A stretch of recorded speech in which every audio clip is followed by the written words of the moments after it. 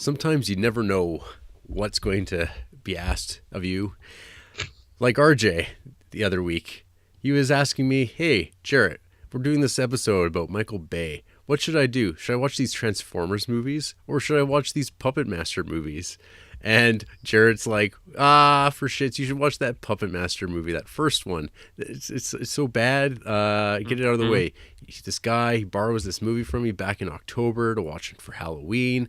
He's had it for 6 months. And every couple weeks, I'm like, RJ, when are you going to watch Puppet Master? RJ, when are you going to watch Puppet Master? Well, RJ watched Puppet Master, but he went a little above and beyond. And here we are. We find ourselves in this situation. We're about to record probably like the longest episode of our goddamn podcast we've ever done because Puppet Master wasn't enough. We had to go full moon. Well, there's a series of events that led us to this day. So you described briefly what happened. What you left out was all the personal attacks you had on me for borrowing your movies for so long. The threats, the things I found on my doorstep, the things that were dead, the messages, all of these negative things, you demanding your movies back. And so you lent me this Puppet Master DVD, but it wasn't just Puppet Master. It had Puppet Master 1 through 9. And because I felt fear for myself and my family, and to really stick it to you, I decided, it was on Saturday. If you go back to our Criterion Creeps proper, I told you the kind of shape I was in. So I had a whole day to myself, and I said, you know what? I'm going to do it. I'm going to watch these fuckers right now. And what happened was a day that I'll never get back. Ever. Never. It is a day that will live in infamy. People talk about wasted time and wasted days, but no one will ever have a day like that where you can literally say that you have just wasted a day of your life. Yep. And just to think, I bought that Puppet Master collection for $5. 2 discs, so it's going to look great. Yep. I only had ever watched the first one. And I thought the movie was not very good. And I just kind of like left it at that. And I actually had it out in my my bin full of movies that I'm going to take to a pawn shop one of these days. But then RJ, again, back around Halloween, he sends me this list, his wish list of movies he wants to borrow or like he's going to try to watch that Halloween. And I saw Puppet Master on there. I went, well, I guess I'll go dig it out of there. And here we are, RJ. Here we are.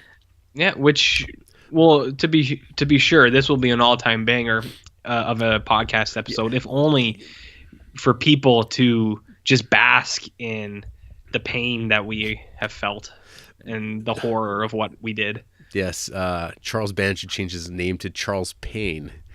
Charles Payne? Charles Payne, because folks, if it's not clear, what happened too was. Because I can't stop once things have been set in motion.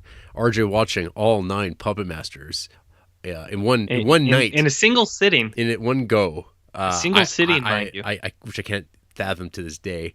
I realized, oh hey, I've got these books on like Charles Band, like on the Full Moon Entertainment stuff, and I've got this magazine. I'm like, wouldn't it be interesting to just like watch like all the like Full Moon movies and like we'll just talk about them, and then we did that.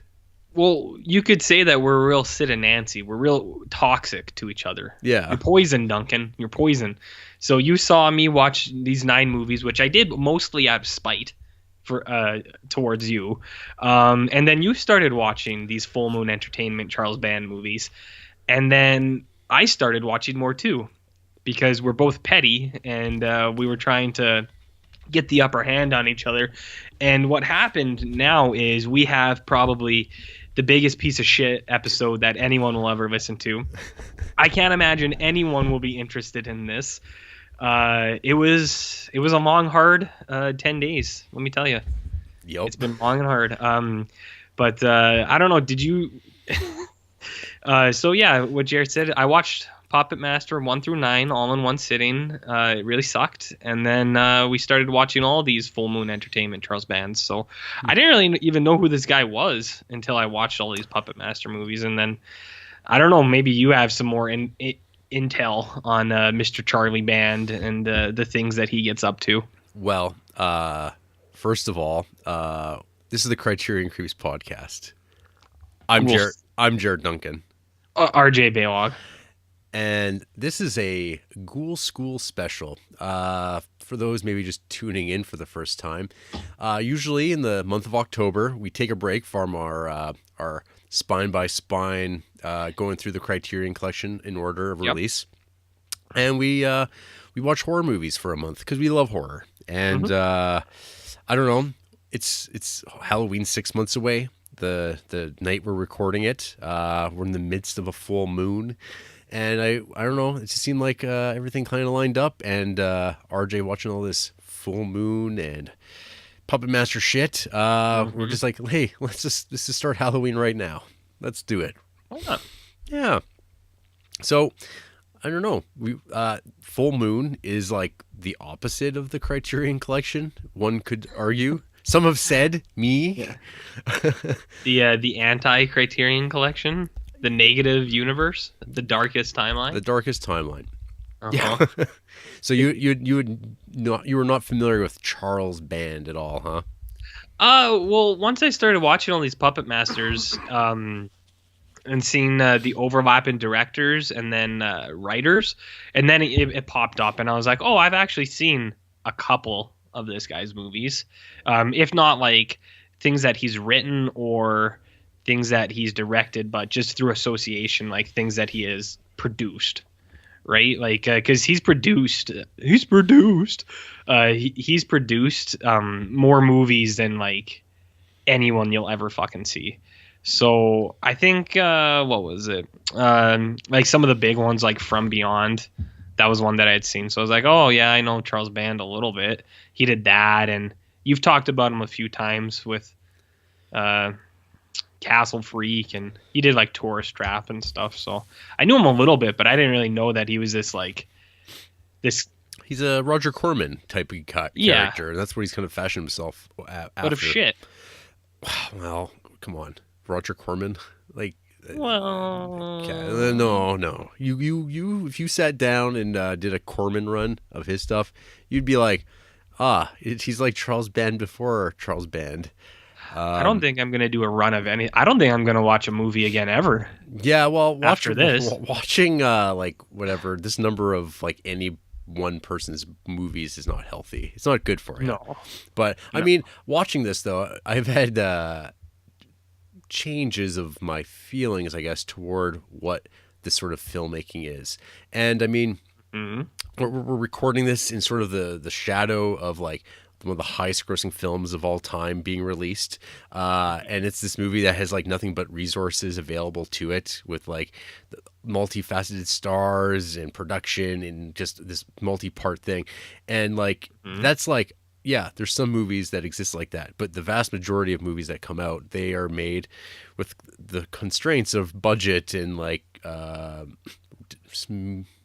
people not, I don't know, you're making movies for a committed fan base, like, and most movies are like that. Like the stuff that everyone talks about is just so swayed by Hollywood, and that's the entire conversation of film is like, or what's Hollywood doing? And so people just think that movies fit into a particular parameter of something. So like we have expectations. I mean, obviously there's a reason for that, because these movies are like delivering slicker and slicker products over time. So sometimes I think stepping back and watching a Charles Band movie, it'll either help you like appreciate how slick movies are, but at the same time illustrate how monotonous movies can be. And even like within these Charles Band movies, there is like, it's like when you're watching like particularly the Charles Band Entertainment stuff, the 33 films he made in his Paramount deal from like 1989 to 1994, it's almost like you're watching one television series, like something like Tales Yep. from the Crypt, where like every movie is actually just like feels like an episode of an anthology series. And sometimes you get like follow-up storylines, but like the productions and stuff like that, you get the same like composer on many movies, his brother Richard. You get certain actors popping up here and there. But yeah, no, it's a different way of making movies. And I mean, as we get toward the end of Band's powers, and like when his budgets are non-existent, you start realizing it's like, holy crap, it is like it's pretty difficult to make movies. Apparently, and sometimes you appreciate when you see a really nice polished movie and go, yeah, that's really good. It makes me feel great. I'm not really aware of the fact that I'm sitting here watching this. That's not what, and that's when most people sign up. When they sign up to watch a movie, they're there to like forget things and not be aware that they're watching movies. Charles Band is not that type of filmmaker, but we'll get all through that. So, a very brief biography of Charles Band. It's not really help. I mean, he's a guy. He's the son. Yeah. He's the son of a director and producer named Albert Band, who wrote the Western that we actually covered in, I think, our third episode of the Criterion Creeps podcast, after you had watched it, after I lent it to you, The Hellbenders. Oh, okay. That's a good show. It's a good flick. He is like big claim to fame. Albert Band would be, he directed a neat little science fiction black and white movie called I Bury the Living, with Richard Boone, that I actually quite like. But other than that, like, he was around. He is just like never like a big name. He's got these sons, this Richard Band and this Charles Band, and so I mean they were like movie kids hanging out on sets when their dad was like traveling around, be it in Italy or America or wherever. And Charles Band was like a big comic book kid. He seems to really frame himself as being this like super comic book fan, loving Stan Lee, loving Jack Kirby, Steve Ditko.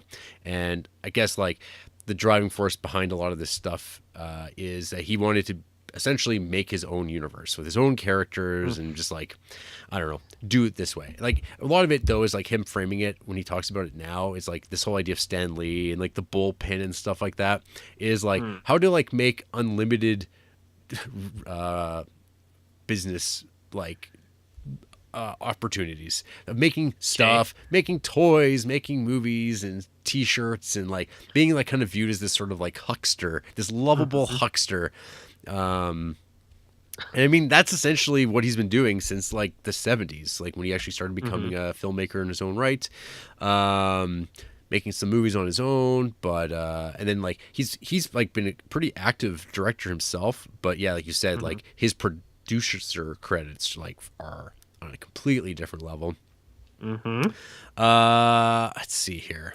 So he directed one of his early movies, this movie called The Alchemist, which I think I might have actually talked about in Ghoul School last October. I honestly don't remember much about the movie at all. It's got a really nice poster. But and then beyond that, I mean, his like big claim to fame before Full Moon was Empire Pictures, which is behind like Reanimator, From Beyond. Those are like kind of the big movies. And I mean, like, if you look over it, there's like a couple of highlights, but on the whole, I mean, it's some fine 80s genre filmmaking stuff like Ghoulies and Dungeon Master. Let's see here, Crawl Space with Klaus Kinski, which as a movie I feel doesn't get a lot of love. It's actually a pretty strange kind of little movie in itself. There's the movie like Terror Vision, which you either will love it or hate it. But yeah, RJ, I understand that you watched a few Empire Pictures in this lead up. Is that what we're gonna call it? Yeah, the lead up. Yeah. This is some preamble. So this is like, you watched what, 3 or 4 here? 4, I believe. Well, and this is all. What this all started off was like after RJ watched Puppet Masters 1 through 9. I'm like, oh hey RJ, you got to watch Dolls. Well, yeah, that's where the tangent like movies came into place here. So that's what I was saying. Like either Full Moon Entertainment, which I think we covered all 98% of it, But just movies that through association Charlie Band was either a producer on, or even just like his longtime directors, like a couple of them that were under this new company. So I have a few of those too. So first, you want me to hit you with these? Yeah. I mean, maybe just start with Trancers. Okay, so I watched Trancers. And this is like probably amongst like the most beloved of the full moon stuff. And it's weird because like Trancers itself was Empire Pictures, but like when Full Moon started up, because so Empire Pictures, much like many Charles Band endeavors, wound up going bankrupt or failing. Of course. But what happened was like Empire Pictures, it was like he owed money to the bank, and eventually the financiers, they like took the company away from him. And he just was like, well, fuck you, I'm just going to start another company. And he started Full Moon like immediately, and just so he could continue making stuff. Yeah, that's about it. Yeah, okay. That's a good way to look at it. So no, yeah, Trancers it's definitely one of the more well received of any of these. Like it has, for the people who are into this stuff, they look at it pretty kindly. So when I was going into it, I saw it had like a bell curve of a grading almost. I was like, oh, so it's like it's not that bad. There's not too much on the bad or on the low end, so it seems okay. So I didn't know anything about Trancers, even though it has like it seems a following and as much, but it is directed by Mr. Charlie Band, and it came out in 1994 or 84. Yeah. 94. What are you talking about? 84. So I was actually kind of confused when I watched this movie. So I'm going to use the help of Letterboxd to explain what this movie is about. So here's the tagline. His name is Death. He hunts trancers, even in the 20th century. And the little rundown is Angel City Trooper Jack Death is sent back in time from 2247 to 1985 LA to inhabit the body of his ancestor. Death's assignment is to find his archenemy, Whistler, who turns people into zombies before the fiend is able to kill all the ancestors of the future's governing council. So that was a mouthful. I think I flubbed it a little bit, but so I actually was kind of confused watching this until about halfway through. So you have this guy named Jack Death, and this movie is essentially like a Terminator ripoff. So Jack Death gets sent back in time, and he's not fighting Terminators. He's fighting Trancers, which are just like hypnotized people by the big bad guy, Whistler. So like there's people just throughout all of LA that like whenever this guy encounters them, they get all boiled and like yellow and blue and stuff, and like they just turn like straight into zombies as soon as they see him. And he's just like, oh, Trancers. So he's like got to kill them while he's looking for this Whistler guy, and at the same time he's trying to save like people who are important in history. So like there's his ancestor, and then there's like this greasy old hobo who Jack Death is like, oh, one of your kids will be like a general in the army in the future. So it's a lot like Terminator in that sense. And there's also kind of like the unique time travel gimmick of the Trancers universe, which is that you can go back in time, like through the technology that exists in whatever it is, the 24th century or 23rd century, one of the two. Yeah. But you can only, what happens is your consciousness goes back into an ancestor from the period that you want to go to. And so whoever it is, whatever body it is, at the time, that's who you can go to. That's the only way you can go back. So there's like a thing where like I think the stupid chief, when he wants to go back, his ancestor at the time in 1984 is a like 8-year-old girl. Yeah, and then it's funny because she's saying like stuff old men would say, but she's a little girl. Yeah, and that just reminded me. That's kind of like that those Assassin's Creed video games. I think they just stole their idea from this. Probably, I guess, because that's what those are all about. So yeah, they go back in time, and then they can like sometimes send stuff from the future to the past. So there's like instances where he's walking, and then like a box will just show up in front of him, and he's like, "Oh yeah, I needed that," and it'll be like something from the future. This movie's actually pretty good. Hmm.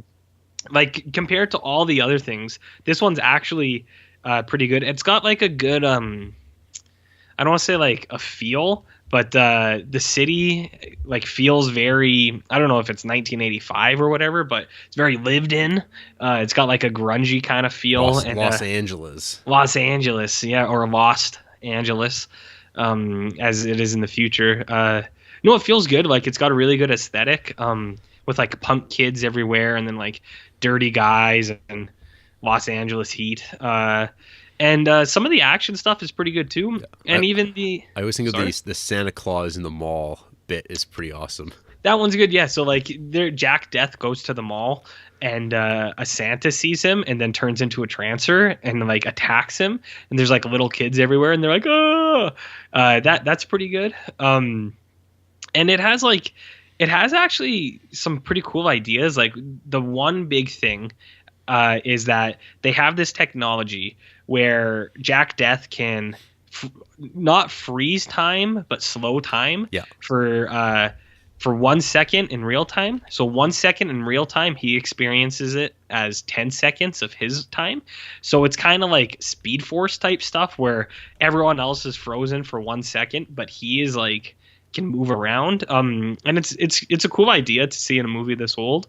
It does create some problems because there's like a time where he finds Whistler, and at the time he chooses to save Helen Hunt instead of killing him.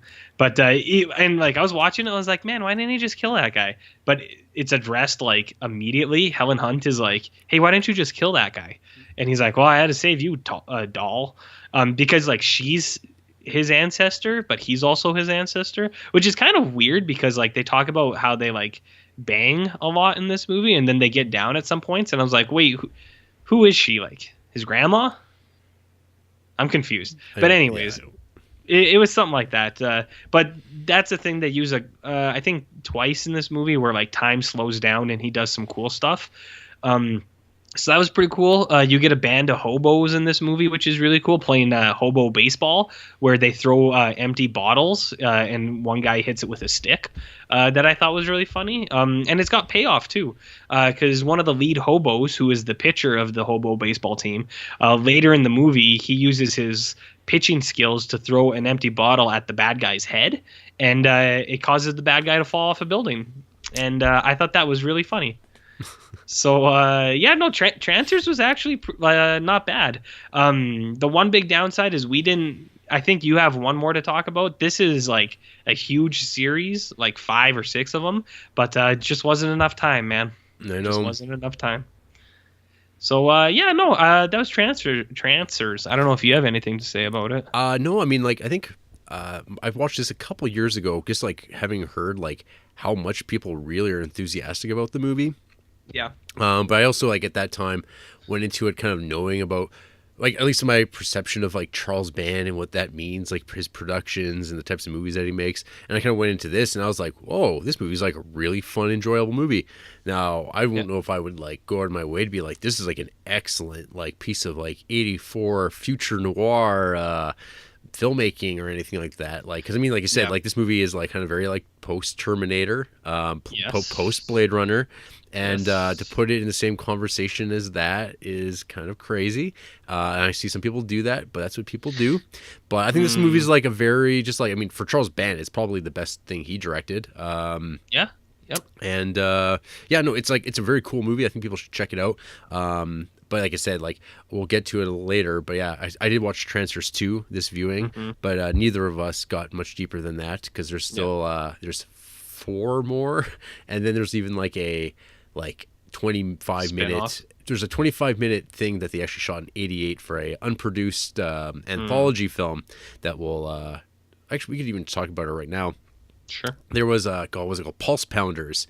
So before, as Empire Pictures was going out of business, they actually shot this anthology film, and one of them was the Evil Clergyman, which was Jeffrey Combs and Barbara Crampton doing a Lovecraft riff, which I watched because Charles Band found this stuff. Like, he only apparently has copies of like these movies like on VHS. There's no film version of it, so he just threw them up just because it's like, well, they don't look good. Here you go. Which I watched one of those, and then the other thing, which I didn't realize till like last night, was it was like Trancers 1.5. It's just like a 25-minute thing with Helen Hunt and Tim Thomerson doing Jack Death stuff. And like, I don't know, I haven't heard I didn't see it myself, and I'm not sure what the other two are. But it was like one of those kind of those lost little films from when Empire went bottoms up. How did you enjoy Tim Thomerson, by the way? Which one's Tim Thomerson? That is the main character. I thought he was fine. I don't know. Is there a? Most people seem to like think he's just genius. That he's like he hits that perfect. No, come on. It's that perfect level of like kind of like 80s kind of camp, because he's kind of doing like a Dirty Harry sort of thing, and he just has like that kind of like white haired look, and he's delivers his lines like a kind of like a Han Solo. Like, I don't know. It's very Harrison Ford-ish, I guess. Trancers is not Terminator or Blade Runner, and Tim Thomerson is not Harrison Ford. Yeah. I'll put it like that. I'll put it gently. This movie's good, but if you say that, you're fucking nuts. Yeah. Well, you're crazy. A lot of people always go talk about how much they love Tim Thomerson. Like, now that you've heard it, you'll see it everywhere. Yeah. Has this guy been in any other movie? He's been in tons of stuff, but I mean, he's totally a B movie guy. Like, that's the thing. Gotcha. He's Jack Death and all this stuff, and he shows up in a few other movies. But yeah, gotcha. He's around. All right. Yeah, Trancers. Yeah, it wasn't bad. It was pretty good. It had a cool opening. I like the opening where it's just like, he gets into a fight and he's talking to the other guy. He's like, "It's a trancer, get help!" And the guy runs outside and hits like this like spotlight, and this huge beam, like light beam, goes up. I thought that was cool. So, anyways, Dolls. Yeah. So Dolls is a movie that came out in 1987 by our buddy Stuart Gordon, the guy who did Reanimator and From Beyond, and some other things we'll talk about today. Dolls has an awesome poster, and it has an awesome tagline. The tagline is just pleasant dreams. So you lent this to me because I watched all the Puppet Masters. This one's got a cool setup. It starts out and you get this guy and girl in this fancy little, or not guy and girl, like this old guy and lady in a fancy looking car, and they have a little daughter in the back who's like 8 or something, and they're driving around, and a storm comes out and they get stuck in the mud, so they have to walk. And you see that the lady is like an evil stepmom, and she's really shitty to this little kid. And the dad always takes the stepmom's side, and he's basically like, "Shut up, little kid." He's like, "We didn't even want you here anyways. We wish you were with your mother." He's like, "You're ruining our summer." So this little kid's like, "Oh." She's like, "Okay." She's like, "I guess I suck. Whatever." And they find this house out in the woods, kind of, and they go inside.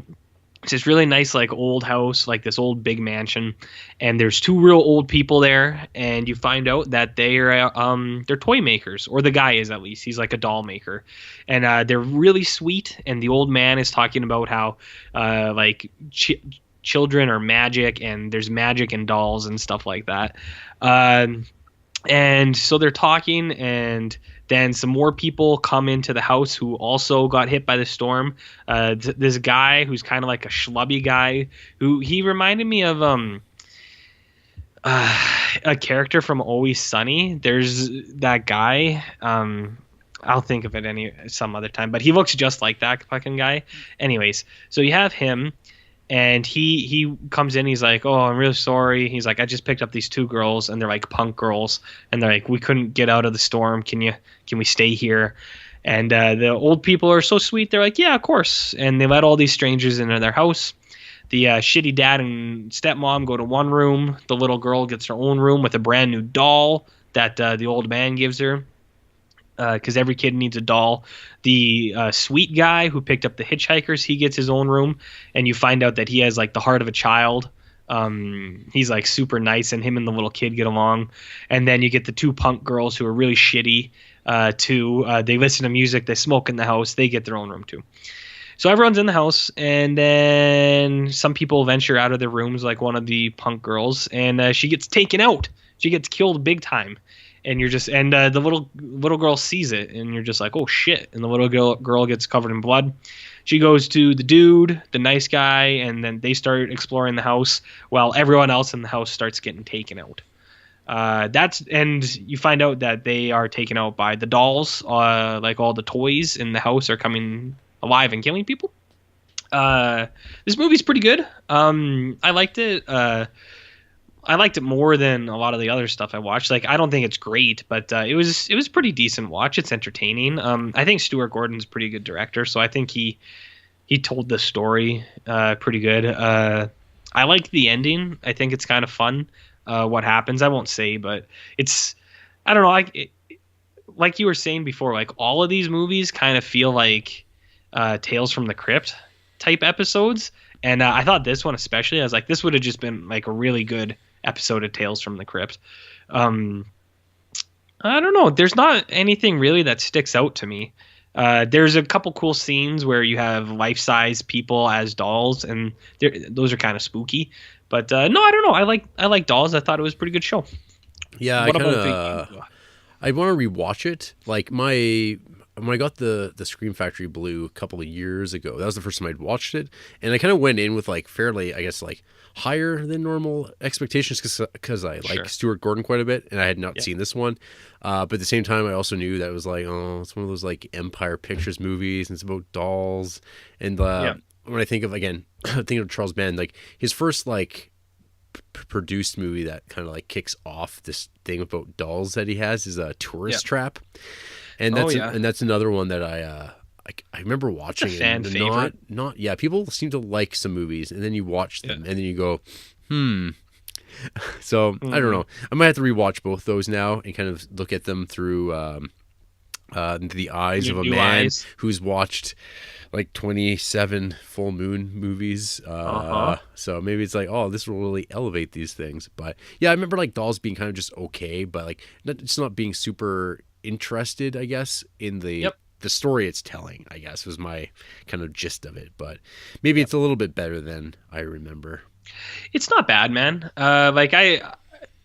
It's like I said, it's a lot better than a lot of the other movies I watched, which doesn't really mean much. But I don't know. I had it on, and I didn't really get like bored of it. So anyway, so next I moved on to what we would call RJ picks. These were movies that I watched because of their association. So this is the entrance of infamous director Mr. David Dakota. Yeah. Dakota? It's French. He is apparently dual citizen, Canadian and U.S., so it must be a French name. David Dakota. This guy will come up a lot tonight. He did 4 or 5 Puppet Masters. He did a movie I watched before, some people might remember, called Dr. Alien. This guy... Also Empire Pictures. And yeah, also Empire Pictures. This guy is a big-time Charlie Band, Roger Corman type dude. He did a lot of like 80s horror, B-horror stuff. He, of course, dabbled in some softcore porn, which I'm about to talk about. And then at some point in his career, he just went right over to real porn. I don't know when it happened, but it did. He has some series called 1313, and all the posters have really hunky nude guys on it. So I don't know when, but eventually sometime he started making porn about beefy dudes. So there you go. Yeah, I would definitely say they're probably softcore still, because hardcore, I don't even think you could have them on Letterboxd. Well, fucking no. They do not. Jim Wynorski has a couple on here. Well, those ones slip through the cracks, I guess. But no, like it's. I don't agree with the policy, but the movie database and Letterboxd don't like to have pornography on there, which it doesn't make any sense. I gotcha. But it's so here's a softcore porn. I actually should I talk about I should talk about Sorority Babes first, I think. Okay, so there's 2 movies, and they kind of go together because of this weird history they have. So one that I watched, which is probably the coolest title to a movie ever, is called Sorority Babes in the Slimeball Bowl-O-Rama. This is directed by Mr. David Dakota, whatever his name is. This is kind of softcore porn. It stars three girls that are big time 80s actresses that will probably pop up a lot tonight. Leanna Quigley, Brinky Stevens, and Michelle Bauer. So this movie, you have the two girls. They are in a sorority, and the movie starts off. They're getting like hazed. They're getting paddled by the bigger sorority sisters. So you see that they're in their sorority house, and then there are three nerdy dudes from a frat, and they sneak over to this sorority house to watch the hazing because it's hot, and they're nerdy dudes. They can't get their own action, so they got to go watch it. They get caught peeping, and then the older sorority sister is like, all right, this is what you got to do. Like one of our rival sororities has this trophy at one of the local bowling alleys. Go and steal it, all of you, or you're in big trouble. For the girls, they're going to get kicked out of the sorority. For the boys, something like, we'll tell your frat brothers or some shit like that. So the two girls and the three boys go to the bowling alley. They break in. They encounter Leanna Quigley, who is a big-time actress people might know. Big time. I saw her in real life one time, and she looked like she did not want to be alive anymore. But that's a story for a different day. So they break into the bowling alley. They meet her. Her name is Spider, and they go to steal this trophy. It falls on the ground, and what they describe in the movie as an imp comes out. He's kind of like a little troll gremlin type thing. He's got these big ears, and he's like wise talking. He's like, what all you motherfuckers doing in my bowling alley? He's like, god damn, it was cramped in that thing. This is a Michael Bay movie? It's pretty close, man. So like he's talking about stuff like this, and he's like, all right, you let me free. He's like, what do you want? You guys want wishes? I'm gonna give you some wishes. And they all wish for like some pretty stupid shit. Like one girl was like, I want to be prom queen, and the fat guy is like, I want gold. And then one of the nerdy girls is like, I wish I was hot. And then like it all comes true. And they go off to do things. But what they found was this imp is kind of like a monkey's palm. So it's like the wishes turn bad, kind of like, and everything turns into nightmares. And they find out that the imp is a bad dude and he's there to kill them. And so a couple of them get taken out. A couple of them are trying to fight back. Halfway along the way, they meet a deaf janitor who's a pretty cool dude who like explains everything to them. He's like, well, you know, like 50 years ago, we locked him in there. He's like, I don't know why you guys let him out. This movie is okay. I mean, with a name like that, I think you go in getting what you expect, more or less. I thought it was going to be a little crazier, to be honest. There wasn't as many nudie ladies as I thought there would be, and there wasn't as much like out of balance action. Like you do get a decapitated head going down the bowling alley, which is cool, but you don't get much else than that. So I was a little bit let down. I think the title is too good. And I think people go in with expectations for it. And so I don't know, like you hear a title like that and you're just like, holy shit, that's pretty cool. But no, it was okay. But I thought the partner movie was a lot more entertaining. So I don't know if you know anything about Sorority Babes in the Slime Bowl or Rama. I know it's a movie that's got fans. It's got fans. Yep. It definitely does. It's okay. But I think this other movie is a lot better. This movie is called Nightmare Sisters, made in the same year by the same people. And the thing about this movie is this movie was filmed in 4 days. And it was after Slime Bowl-orama. They had they had like a certain amount of film left. And they just there was something like the dude David Dakota was friends with what's his name, Fred Owen Ray, who just shot Hollywood Chainsaw Hookers in like 5 days. And this David Dakota guy was like, oh, I can do that. I can make like a movie in a couple days. So he had all these people still around, and they had 4 days. And it's even mentioned in the credits when the movie's done. It's like thanks to the 4-day crew or something like that. So they filmed this movie. So it's kind of like, it's not really like they just made it because they finished the Slime Bowl-orama early and they had more stuff or like more film. They're like, oh, whatever, we'll make another movie. So you have the three girls again, Michelle Bauer, Leanna Quigley, and Brinky Stevens, and they're in a sorority again, but they're really geeky. And they like really nerd them up. They got like glasses and really baggy clothes, and they're like, like boogery and like sniffling and stuff like that. And they're like, no guys like us. So all the other girls are away from the frat for one night, or the sorority. So they're like, let's invite over some boys. So they call over to a frat and they get three really nerdy guys. And they're like, hey, come hang out with us. And you're like, okay. And one of the nerdy girls that day was at a flea market, and she bought like a bunch of like occult shit, like a crystal ball and stuff like that. And they have a seance. And what happens is the three nerdy girls get possessed by sex demons. They get hit by some lightning, and then they are nude for the entire movie. This is about 20-30 minutes in, and the other 30-40 minutes they are completely nude, which was ace because it actually happened. That's what I was here for. And they're trying to sex up these nerdy guys, but the nerdy guys are like, like they don't know how to handle it, and they're a little bit nervous. And one of the nerdy guys is like, wait a minute. He's like, do you guys think these girls are a little different from when we got here? Because they're totally naked now, and they're rubbing like entire pies on their bodies, which is pretty funny. And the other guys are like, nah, they're fine. They're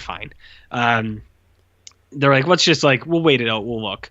They rub a bunch of pies on their bodies, and then the three girls have a bath. The bathtub scene, I'm not kidding, is about 10 minutes long of just these three girls in a tub, washing the whipped cream off of each other. So that was fun. In that time, three of the other frat boys come from the frat, and they're like, oh, we're real men. We deserve these women. So they like kick the nerds out, and then they go in. And then what you see is these sex demons. They bite you in the dick, and you turn to dust. So they get the three frat guys. They bite them in the dick. They turn to dust. And then the three nerdy boys see this. They come back in. They call a 24/7 exorcist, and it's the guy who was the actual exorcist priest from the movie The Exorcist. He has a big speech about how he never got any credit and how Hollywood is horse shit.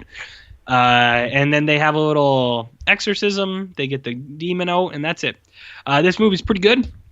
It is exactly what you want. If you want a movie full of 80s babes who are just nude running around and nerdy dudes, I think if you were like a 13-year-old kid, this movie would be your Citizen Kane, because it empowers the nerdy guy. He's like, look, hot babes. I thought this rewind and watch again and rewind and watch again. Yeah. So no, it's exactly what it's trying to be, and I appreciated that. So Nightmare Sisters was actually pretty good. I will take your recommendation under advisement. I would watch Nightmare Sisters over Slimeball Bolorama. Okay. But that's just me. So anyways. Well, I watched one Empire Pictures film this past week, and that was a film called Cellar Dweller. This actually rounds up a 4-pack DVD I've got that I got to watch the other week as well with that movie The Crawlers, the plant-based horror film that wasn't very good, and neither was this. Yeah. The title's awesome. The poster's pretty cool. It's directed by John Carl Buechler, who also directed Friday the 13th Part 7, The New Blood, as well as Troll 1 and The Dungeon Master, another Empire classic. So anyway, this movie actually kind of seems like a personal film for the director. So he's like primarily known as like a special effects makeup guy who kind of became a director. And this movie, I think, is like aimed at like people he thinks that all would agree that like EC Comics was like the greatest thing that's ever happened to humanity. And there's like there's a generation of like men in particular who think this way. Have you ever read any EC Comics, RJ? A few here and there. And they're just kind of like there, right? Like they're like kind of coolly drawn. They're neat, but like they're not like high art, like in the sense of like they're well drawn. Like they're great looking. They look amazing as art, but like as like literature, it's like not Mm-hmm. they're not there. But I mean, shouldn't hold that against it. I mean, that's the thing that I think a lot, Sure. there's like that push against people who say, "Oh, the comics are more are art. Look at these." And it's like, well, there are comics that are actually really well done. They're like Mm-hmm. thoughtful, maybe not as well drawn, but like they're probably a lot more meaningful or what have you. But this is a movie that's directed from a position of a guy who thinks EC Comics is like the best. It starts off in the first like Mm-hmm. 5 minutes. It's like the 1930s. Jeffrey Combs plays a comic book artist who's drawing in a style completely inappropriate for a 1930s artist. It looks like Warren Publishing era like 70s horror comics art with like super Mm-hmm. like lots of like cross hatching and stuff like that, even though it's like they wouldn't have been drawing like that at all. Mm-hmm. But he like happens to have a copy of the Necronomicon. Just lying around. He just happens to have it in his studio, and he's like kind of reading it out loud and like writing some stuff down for like accuracy of the comic that he's researching, which is like about a giant like demon beast that he's just made up. But it turns out this particular spell that he reads from the Necronomicon creates this beast. In like then he's like being pursued by the beast, Mm-hmm. and he winds up able to like kill it by setting the comic page on fire and like Nice. locking it away. But that's kind of how his story ends. And then it jumps ahead to like the 80s, I guess. And Mm-hmm. the cottage house that it all started off in is now a like kind of artist commune residency for people who make real art now. Like, and it's like Oh. it's like 1980s like views of like what conceptual art is. So it's like you get like what a dumb man's idea of like, oh, this is what all performance art is, right? And it's like doesn't resemble anything. And like some guys like really bad paintings. And it's like there's like this idea that anyone would think these were good paintings is ridiculous, and it's Mhm. like they could have put a little bit more effort into making those like really good paintings, but instead they're like very childlike. But I'm sure someone that would love EC Comics assumes that well, if you can't draw like in this kind of like comic realist sort of way, then you're a bad artist, and that's what all the paintings I see when I go to a gallery look like. Of course. And so the main character is a girl who she wants to draw comics and bring back this style. And she wants to do a residency at this cottage of this dead famous cartoonist who died tragically after he killed himself, seemingly. Mm-hmm. And it just kind of like goes from there. Someone, of course, comes across the Necronomicon that managed to survive the fire and copies down some of the language from the book for a comic panel, and of course brings that monster back. And Mm-hmm. so the movie is just about that monster killing people, and as he kills them, comic pages emerge of him killing it. These comic pages, the art, it's a little rough. It's I mean, Oh. it's like, oh yeah, they could have worked on their anatomy a little bit more if you want to draw in that particular style. It's got a kind of Mhm. a charm to it, but it's exactly what you expect. I think even my description of it sounds a little bit better than watching this movie is. It's just a lot of stock characters that you're not into. Spiral perms abound. I don't know. Just like there's like one bit where a man's head just gets like clawed off by the monster and just goes flying, and it's like, ooh, that's some good old fashioned gore right there. But on the whole, it's like it's all the boxes just being checked. It felt like just one of those types of movies. Again, like the poster's nice, the title's cool, but it's just there. There's a reason why not a lot of people talk about it, but I have also seen that some people overstate how good it is, because Like sometimes, us. well, no, not us, no, Oh. no, RJ, Nobody talks about us. no, that's very true, Okay. yeah. But that was my one little dip into the Empire Pictures pool for this particular viewing.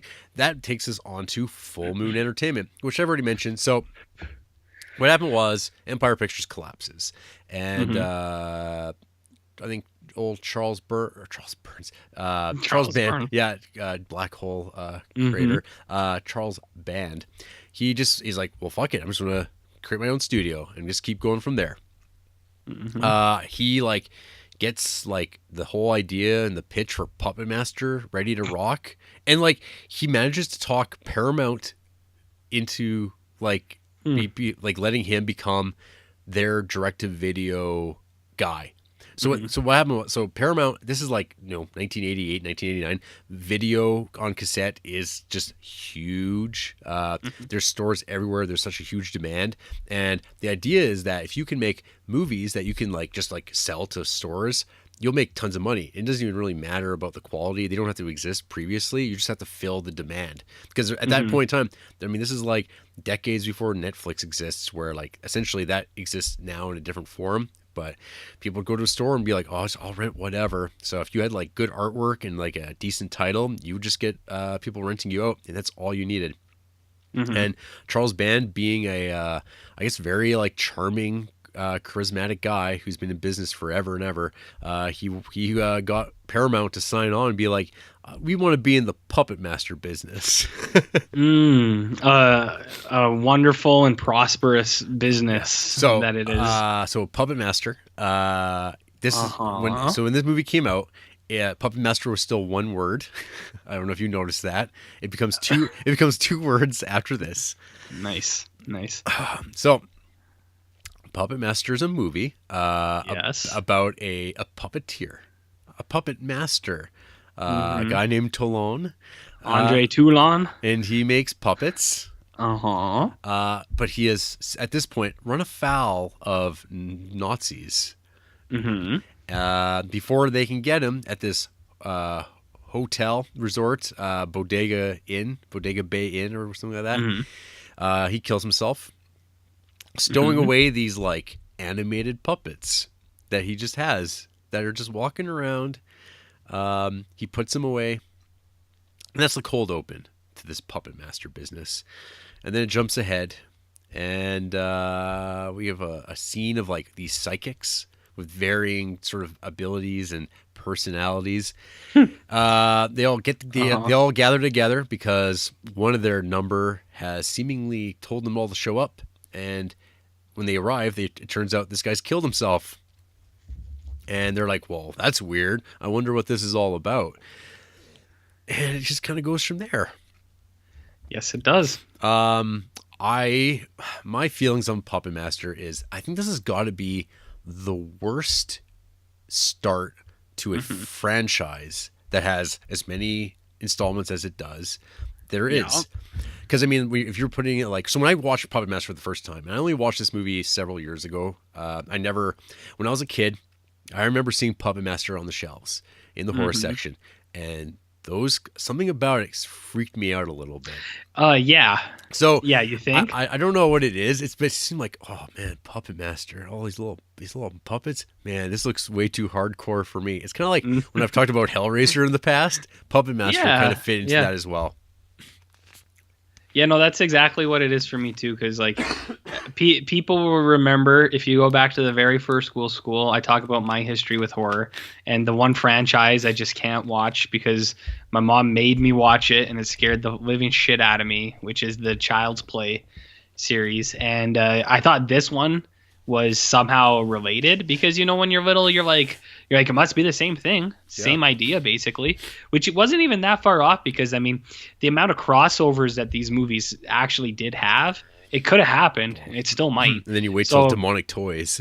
Yeah, exactly. Yeah. So all of these movies, I was just like, no, I was like, I can't do it. I was like, that was too hardcore for me. I was like, it was just too much, man, just too much.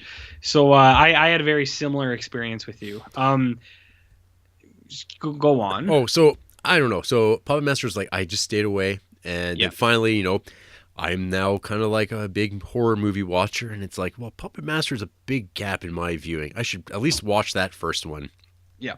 And man, so this movie, watching it, I wound up rewatching it just the other night because I figured we're doing it. It's the best time. Maybe I was overly harsh on it because the first time I watched this, I hated this movie. I thought it sucked. And watching it now, I'm really aware. It's got the vibe of Phantasm and Hellraiser. But I mean, I'm not a huge Phantasm fan. I love Hellraiser. But fuck this movie. It's just there's nothing interesting about it outside of the puppets are kind of cool. The 3 puppets that you get to see, or 4 puppets you get to see, and the characters are horrible. you can't get behind anybody in this movie. It's like you have the douchebag with the ponytail and his like, and Barbara Crampton's in her special appearance, who's just like, I don't know. She has nothing to work off of. The lead character, Paul Lamont, or whatever his name is, his gigantic hair and this like little gnome face. Fuck, he's like gotta be like who wrote this screenplay and like thought any of these things were like good calls. I actually, the guy who wrote the screenplay, he did refer to it as like it's like a satanic Big Chill. Which I'm like, sure. Sure. I think I just did see a quote from the director David Schmoller as I'm reading, which I haven't brought up. It came from the video aisle inside Charles Band's Full Moon Entertainment Studio, nice. Edited by Dave J, William S. Wilson, and Torsten Dewey.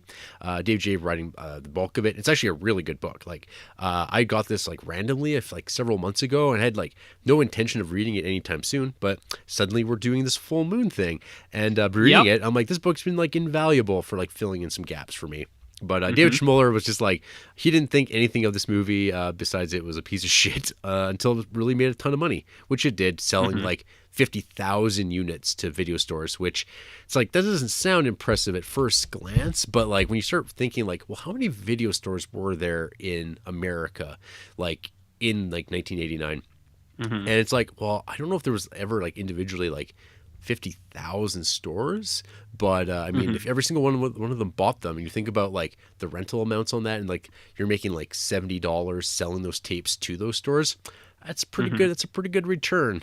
But I don't know. So this Puppet Master, it just has this weird vibe of like not enough puppets, and apparently this movie also had like an X rating initially, and then it got cut back a little bit for the gore. And I guess like I think it was Dave J or William S. Wilson mentions that like you could track down the German version of it, which is totally intact, and be like completely underwhelmed and be like, yeah, there's like nothing really that they cut out that needed to be. Like the only thing that jumped out at me watching it was like when Barbara Crampton gets killed by Drill Face. You don't see it at all. Tunneler, yeah.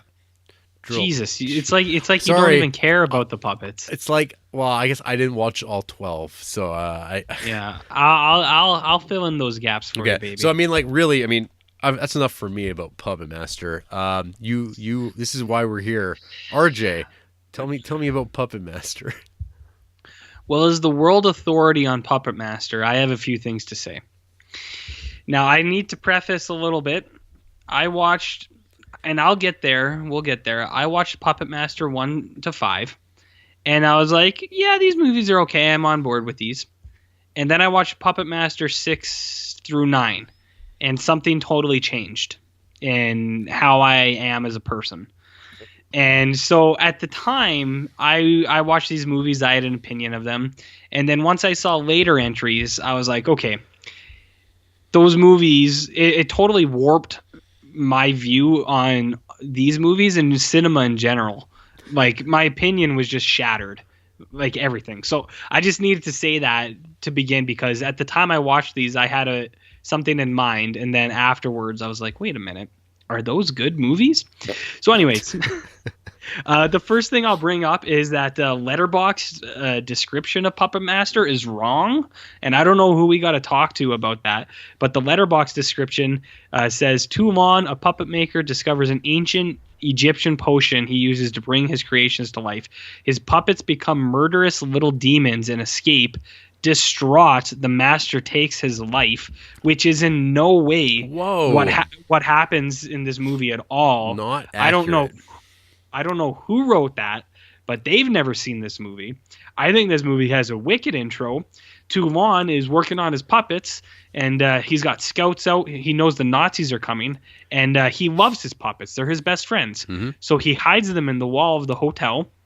This is going to come up again later. I bring it up now. It's a main point in the chronology of Puppet Master, which I got to say, too. This has got to be one of the most confusing, convoluted, and contradictory, like, mythos. Like, the entire history of Puppet Master doesn't make sense. Like, one movie will completely negate the last, but then the next, or but then the next one will like go back to what was just like overwritten. It's insane. It's insanity, these movies. But anyways, so that letterbox thing's totally wrong. Toulon loves his puppets. They're his best friends. He loves them. And he hides them so the Nazis don't get them. And I think that's a super cool intro, because it's not even addressed again in this first movie. Because you're like, what's up with the Nazis in Toulon? What's going on here? From a filmmaking standpoint, the problem with the opening is it's so goddamn long. There is about 10 minutes of Blade running where it's like the camera angle's a foot off the ground and you hear tippy taps. Yeah. And that's like 10 minutes. Yeah, from like a cat's eye view. That like yeah, and nobody notices like the little fedora Klaus Kinski man with like a hook for a hand running around, who's like not even trying to hide. He's just running. No, yeah, that's what I thought. That was my first response too, or thought too. I was like, how does no one notice him? But then also he's like out of breath, huffing and puffing. They don't breathe. It's a puppet. It's a puppet. That's Blade. And there's just like endless like him trying to get up to the hotel room to warn him.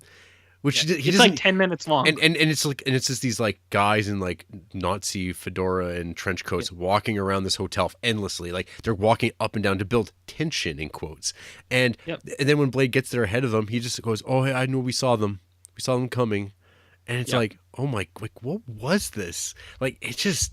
Yeah, it's a little bizarre, but it's padding time, man. All of these movies are about an hour and 15 to an hour 20 minutes, and all of them have about 30 minutes of filler that can be taken right out. But it's there. Mm-hmm. So you have that, and then you cut to what I would describe as like the magician's circle, where it's all these wizards and like fucking mentalists and like all these people, and they're like, I have a trick, I see the future, and the other guy's like, I see the dead. And then there's the woman who's like, I pick up on sexual activity, and she's like always horny everywhere she goes.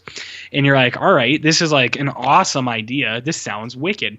But it's not. It's super fucking boring. Yep. Because like you have this house full of magicians and a house full of these puppets that are like, we're gonna kill all these magicians.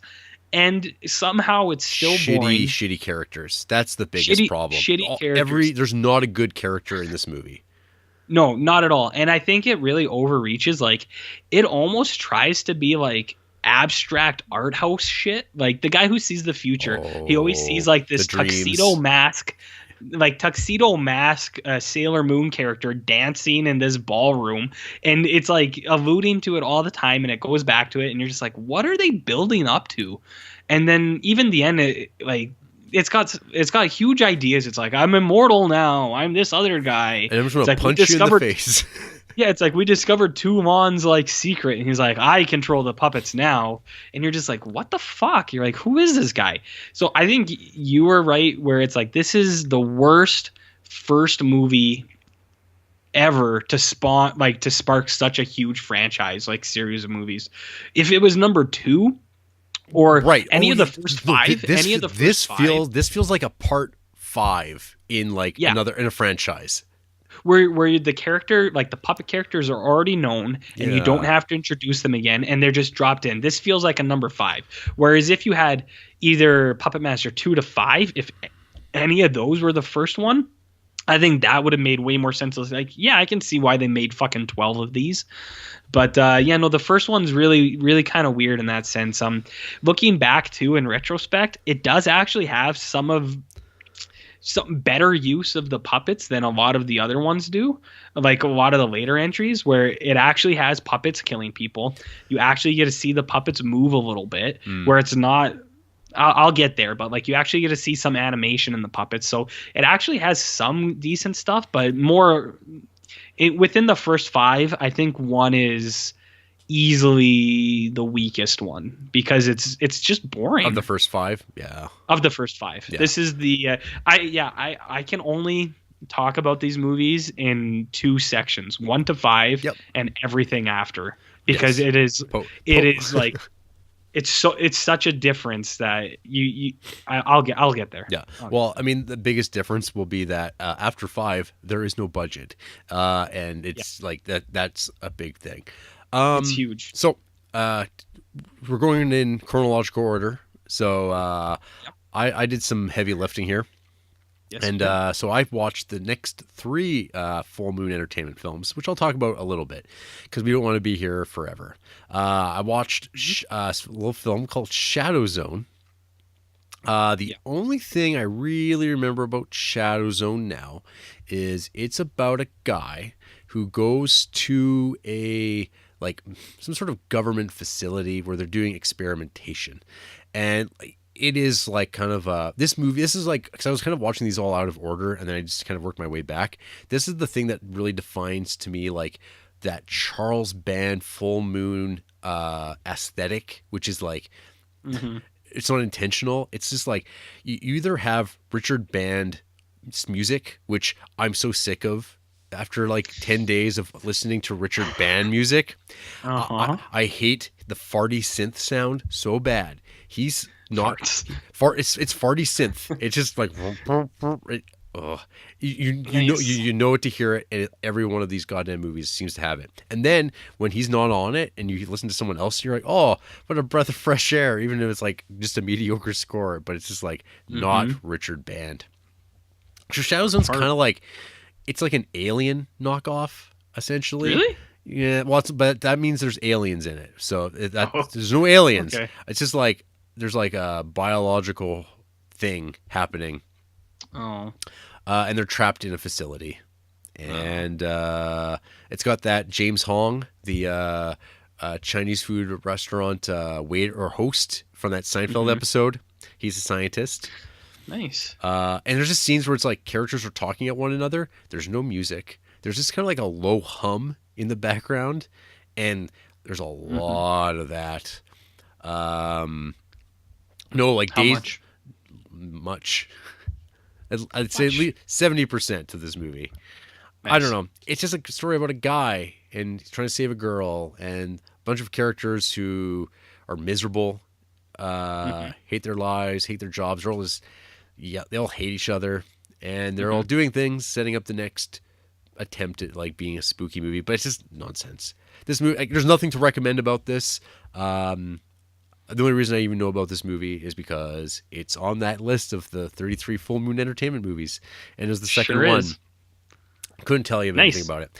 The follow up to that though is Meridian, which is a Charles Band number, Hmm.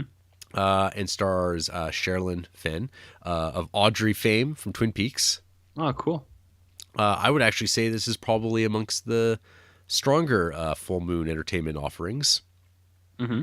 It's a Beauty and the Beast type of story. Cool. We have some chicks. They're in Europe hanging out at Charles Band's castle because Charles Band used to own a castle. Oh man, he's so cool. Yeah, and he would use it as a cheap backdrop for movies to add lend that authenticity that we all want in our movies. Shooting on location. So this movie opens up with like a dark carnival, so that might appeal to Mhm. the juggalos out there. God. They all come wandering out of a giant mouth sculpture, and they show up at this castle as these two friends are getting together after years apart. One of them is like doing restorations on like old paintings, and like in this movie, it shows that like doing that is the easiest thing in the world. Where all you do is like you take a brush and you just kind of like spin it back and forth around and around on an oil canvas, and then whatever's underneath it will just appear. It's like wow, that's Is all that not art? that is a real specialty. Like I didn't know it was that easy. Like it's all she does. Hmm. So the gimmick of this movie is that this dark carnival people roll in. There's a guy. He's like the David Copperfield, and there's a masked dude, and they just perform. They get invited up to the castle. There's a little bit of roofing going down.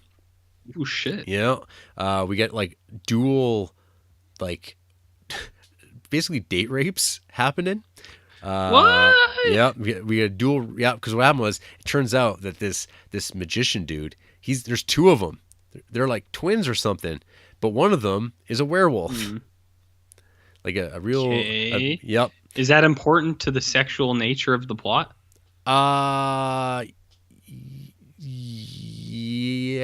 Yes. No, Okay. it never really is. Anyway, Right. the whole idea is that like, so the poor werewolf brother is like half of this man's soul that got split hundreds of years ago, Oh and god. the only way he can like be free and like Uh-huh. be allowed to die is if like his like true love kills him, and Tragic. very tragic. So the whole thing is plays out with like secret corridors and Wolfman showing up and like wandering around. Wolfman's always cool. He's more fuck like yeah. he's like more of like a beast man, I guess, than a werewolf. Only where it counts, right? Yeah, that's right. Nice. Once again, spiral perms appear, permeating this film because it's the late '80s, and we'll be seeing them all through the early '90s. Mm-hmm. But yeah, I mean, Sherilyn Fenn, she's a great screen presence. She like looks like a movie star, Mm-hmm. and so definitely there's that aspect added to it. It's a Beauty and the Beast type of story, which I'm a sucker for, as we've talked about on that Creeps podcast when we talked about that Beauty and the Beast way back when. Mm-hmm. Yeah, I mean, just like coming at this movie from watching all this Full Moon stuff, I didn't really know much about this movie at all. But I was like impressed by like how like well made it was for Charles Band. It's got like the one midget that's like in like everything. Excuse me? Midget.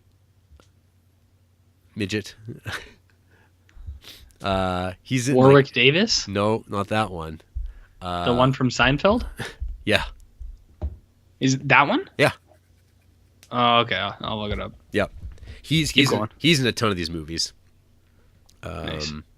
Anyways, so yeah, if you're into circuses and like decent cinematography and want to watch like one of 5 actually good full moon movies, Meridian's for you. Oh, cool. Yep. What else you got?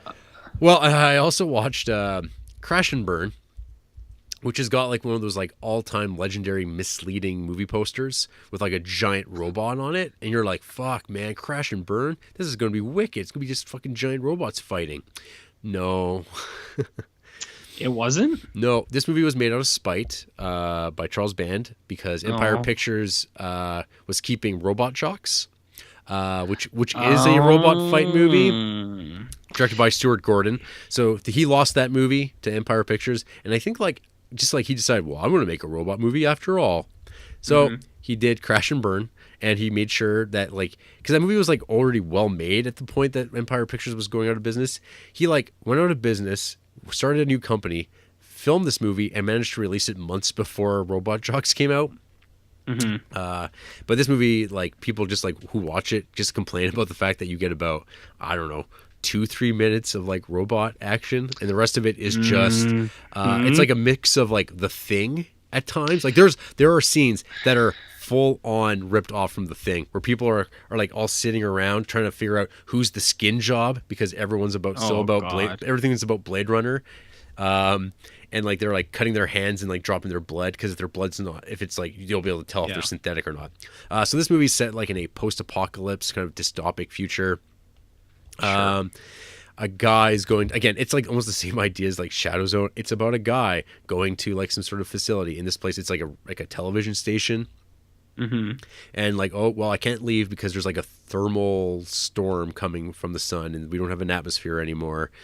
And there's a fat pig guy. He's got a bunch of ladies on his talk show. He's like a post-apocalyptic Rush Limbaugh. Yeah. And I don't know. Your boy Bill Moseley is in this. I fucking hate that guy. He's What got a piece of shit. Whatever, dude. He's got such a great voice. No, he's so annoying. He's great. Yeah. You and your hatred of Bill Paxton, Bill Moseley. You're just They all suck. wrong again. Wrong. Hey, I found your actor. His name's Phil Fondacaro. There you go. He was an Ewok in Return of the Jedi. Perfect. There you go. I'm glad that he's able to get work. He sure is. So yeah, Crash and Burn is just like a hodgepodge of like ripping off other movies. There's some women showing their tits in this movie. We had some sex scenes to like pad out that runtime. Nice. There is like nothing to recommend about this movie again. it's just like it's Charles Band directed. He just got this out to like get ahead of Robot Jocks, and he was like, "Oh, here's an idea. We can shoot this on one location and just get some people together, and they will interact on the screen." Vintage Band. Yeah, but I mean, enough of that. Puppet Master 2. What do you want to do here? You want me to lay it on you, or what? You talk to me about that Puppet Master 2. Puppet Master 2, which was released in the year of my birth, 1990. There's going to be no hiding it. This is the best Puppet Master movie so far. And I know what you're saying. How can that be? How could they have peaked at number 2? And I'm here to tell you that it's true. It's sad, but it happened. Puppet Master 2 is about a group of ghost hunters, I believe. Paranormal investigators. You'll have to excuse me. It's been 10 days now since I watched all these. So, and like 25 movies.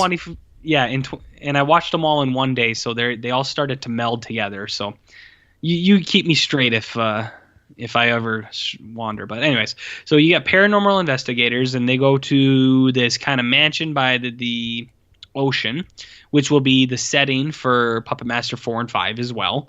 And they're there like trying to investigate some stuff. And what happens is the puppets are there, and they kill one of the ladies in the house.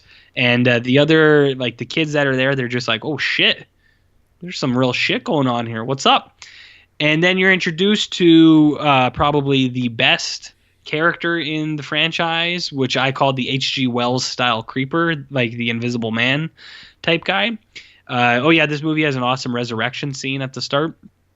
This is Andre Toulon, which I don't think is a spoiler. I think you learned that earlier on. There's like no possible way you could think he's anybody else. Anybody else? Yeah. So he is the puppet master, and the puppets resurrect him using the very Egyptian witchcraft formula that he uses to animate the puppets. So he's in this house, and he's got some ulterior motives, and you're not really sure what he's doing. But what he does, which is pretty awesome, is he sends these puppets out to do some stuff for him. He's collecting brain samples, and you get two pretty rad scenes where one, they kill a little kid who you don't see, but he's whipping a doll, and it is just cinema, just film. That's the only way I can describe that scene. And then you have a really good scene where they go to like some hillbillies' houses, and you have this large woman who, the new puppet, Torch, who is kind of like wears a Nazi helmet and his teeth are bullets, and he's got a flamethrower arm. He sets this big lady on fire, and then him and Blade scoop out the brains. Oh yeah, I didn't mention. So they all have names. The puppets. There's Torch. There's Blade, who is what you said, Klaus Kinski looking guy. Mm-hmm. One of his hands is a blade, later in a movie to be called a machete, I think, by Corey Feldman, which is bizarre. His other hand is a hook, and his eyes are drills. I thought his name was Wink for the first 3 movies, and I thought that was a way better name than Blade. You have my favorite guy, Pinhead, who has gigantic human arms, which are usually actual human arms with a little head. Yeah. I think that's my favorite effect in all of these movies are his. It's just like when they come up from behind. Yeah, George the Animal Steel hands, and it's just like clearly a real person's hands and arms. So you have Pinhead and fingerless gloves. Yeah, fingerless gloves. You have Tunneler, who's got a big drill on his head, who is not actually in a lot of these movies, even though he's a very cool dude. You have the worst puppet, Leech Woman, which is just the laziest name I've ever heard. She gets introduced in the 3rd one. They say, "You are the Leech Woman," and it's just like, come on, you guys couldn't think of anything better than that. She was also Charles Band's least favorite. Well, yeah. Well, she gets written out. She doesn't appear later on anymore. But then you have Jester, who is just a jester, and I think that's it. Yep. So later we get some new ones, but that's it for now. So Puppet Master 2, this guy is collecting brain samples, which is pretty cool. In the meantime, you get erotica stuff. There's like some pretty sultry sex scenes, which is kind of weird. And then I'm going to spoil a little bit because whatever, who cares? You find out that Tumon, he's going after the reincarnated woman of his wife that was killed by, I don't know if you find out into what she's killed by, but he's going after his reincarnated wife, who's one of the paranormal investigators. And he has this plan. He makes this potion out of the brains, and he has 2 life-size puppet humans, or human puppet things. And he does this cool thing where he drinks the potion, and then he slits his throat over the puppet's mouth, and then he becomes that puppet. And he's about to do it to the other lady, or like to the lady, to make her a puppet too. Doesn't really work out, but she survives.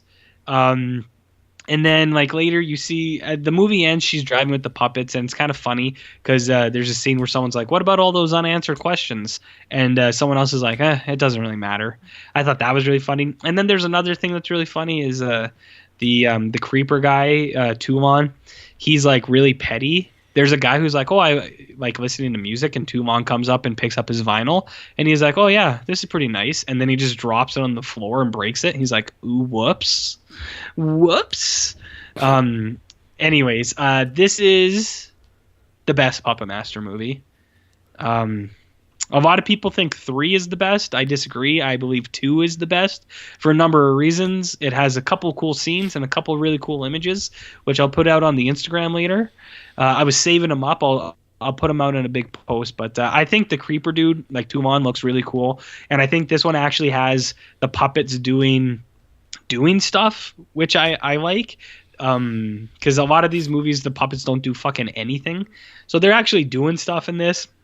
And they kind of have a story, and they kill people, which is what we're all here for. So, Puppet Master 2 is the best Puppet Master. So I watched Puppet Master 2. Yes. And you've been hyping this up as like the pinnacle, peak It master. It is. And like, I don't know. I think this movie is just more of the same boring shit as Puppet Master 1. I don't know. It's just like more characters I could give a fuck about. Yeah, it's just like I hate the hotel setting. I think it's like it doesn't invite. It's not interesting. It's the exact same idea too, where it's like it's investigators, and the previous one was psychics, and this one it's paranormal investigators, and you don't like any of them, and you're just waiting for the puppets to kill people, and you don't like. I don't know. Everything about these movies should be way better than they are, and they just never are. Like they kind of have like the puppets, like they don't really ever resolve like the fact they have like personalities or like they respond to things in a certain way. But like I don't know, you just have them talk. Like I don't know, maybe making them silent is creepier. But like I don't know, it's not like like it's not working. Whatever like they're doing with these movies at this point, it's not working at all. This is the problem with all of these movies, is that like all we want is to see the puppets doing stuff, and you never get to see it because it's always like, I don't know if they're doing the Jaws thing. It's like it's scarier not to see it, but it's like when you only see the puppets for 5 minutes, you feel cheated because it's like I'm here to see puppets doing stuff. That's all I want. That's the only reason I'm watching this. I guess like of note too. So this one's actually directed by David W. Allen, who is the man behind all the stop motion of like any of the Empire Picture stuff, Full Moon stuff. He is the thorough line of anytime you've seen stop motion, he did it. And this is the one he actually directed of these Puppet Masters. So he probably gave him the opportunity to spend more time with getting certain effects and stuff like that working and whatnot. But I don't know. I just don't think there's like maybe when I rewatch this in a post rewatching of 1, maybe I'll like it slightly more. But for me, I still like I'm just so indifferent to this stuff. Yep, and that's how I felt too. And then, like at the time, I was like, no, this one's actually not bad. I was like, I'll keep going with these. I liked number 2, and then I watched all the rest, and I was just like, holy shit, number 2 is a 5-star movie compared to all these other ones. So, no, I would say if you could only watch one, I would watch number 2. Okay. So I have other recommendations, but so far, let's Yeah. just say Okay. that's yeah. Sounds good. So following up from Puppet Master 2 is, I guess, like you would say the third franchise of the Full Moon Entertainment era, and that's Yep. Subspecies. Hmm. So this movie I was planning on watching several months ago because I was just looking up like weird franchises of like movies, and I'm like, well, I've never seen any Subspecies movies, and I don't know really anything about it. But it seems like it's got these like little homunculus dudes that are like lifting this lady away, and like it looks cool, like but because it's like I always like hope that I'll love these movies of little dudes terrorizing people, kind of like The Gate. But I remember being like Yeah. pretty underwhelmed with that movie, even though I know you like that, and quite a few other people do too. So Yep. Subspecies, I was expecting, oh yeah, it's just going to be like a little dude movie, which I'm assuming are the subspecies. But no, RJ. This is a movie that was shot in Romania. So Full Moon got their deal together, got it going. I think after this, it's like Castel Romaine, which is actually a studio that still exists to this day. Like Borat shot stuff there and whatnot. Oh wow. But yeah, like these. Anyway, so Romania just had opened up, was no longer a communist country, but was like living in the ravages of having just been a communist dictatorship for decades. And now Sure. it's just like, hey, we'll take your American money. And Charles Band's like, yeah, it'll be cheaper to shoot my movies there. So they go with it. So he's going to make a vampire movie. So Subspecies kicks off with an exchange between father and son. We have like kind of your Christopher Lee like patriarch vampire who's like getting on in age, and he's called back his sons to discuss the future. His evil son shows up, Radu, who is kind of the principal villain of the Subspecies movies. Ragu? Radu, not to be Okay. confused with the pasta sauce. Okay. But you got that joke out of the way. I'm glad. Proud of you. Keep going. Radu comes from the school of like Nosferatu vampires with Nice. like over his fucking hands, RJ, are so goddamn big. It's amazing Nice. that this actor is able to perform with these gigantic prosthetic hands. I'm gonna They're- check it out. Yeah, they're amazing. But this guy, I can't remember and Andre Hovey, he's Scandinavian actor, like and just like given 110%. Ragu is awesome, RJ. Ragu is awesome. His his fingers are so long. They're so big. Oh my god. No, This dude's cool. no, he's awesome. Like Yeah. he is a highlight of the Full Moon oeuvre. So this movie, Nice. he kills his dad, and like what happens is like his dad traps him in a cage initially, and he just like cuts off his own fingers, and the fingers fall to the ground, and from those fingers come these little homunculus guys who become his like little servants like a couple times in the first movie. Man. But- I wish I watched this movie. But that's it. And so they kind of lift up the cage. He kills his dad, and it's all about like getting a hold of this bloodstone, which is like some sort of like relic of vampiredom that like you just can suck on. It gives you access to like all histories of vampires and imbues you with like you're the king of the vampires in the world. It's like an infinity stone. Exactly. And so the main plot of the movie, though, follows a bunch of history grad students who have traveled to Romania to continue their studies about Romanian history. So it's all about, Vlad the Impaler holding off the Turks and stuff like that. And, they're just your typical, two of them are from America, one is Romanian, and they're just talking about things that co-eds talk about, boys and, homework. They venture up to the hills. They come across this old castle. They get the attention of Radu. Radu finds them, starts sucking the blood of one of them.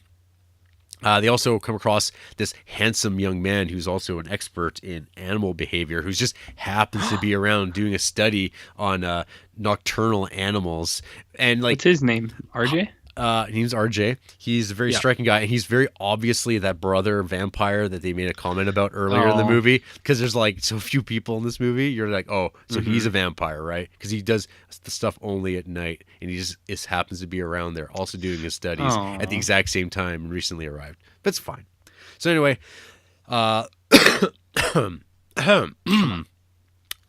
so Subspecies. It turns into your typical kind of vampire, hammer horror sort of stuff. He starts sucking their blood and bringing them into his inner circle. And it's all about getting that one girl that he really thinks is Foxy. But then, like, boyfriend, he's like, no, man, she's too good for you. You can't do that to her. Because he's a vampire who's, like, a good vampire. He doesn't want to suck blood. But he's really pissed that his brother's just killed his dad. And he's got the bloodstone. And it just kind of goes from there. This movie's okay. It's an inauspicious start to what I think is actually shapes up to be a pretty good series. I'll talk about that more with 2. Radu is just awesome, though. The little homunculus guys, they're not really in this very much, and the amount you see them, they don't look great. Like, there's something off with the way they're presented. Like, it looks even, like, pretty cheap by full moon standards, but, like, amazing by latter-day full moon standards. So I follow. Yeah. That's kind of like the start here of with the subspecies stuff. And then I watched Pit and the Pendulum, which is the first Stuart Gordon film in the Full Moon Entertainment line. This movie originally started out to be like a $6 million budget, like fucking big deal movie. That got knocked down to like $1 million and a bit. Yeah. And they went ahead and still went for it with this movie, shooting it at Band Castle. The movie is like your typical like Grand Inquisitor of Spain type of thing. Of you have a maniac who's just torturing women in his torture dungeon.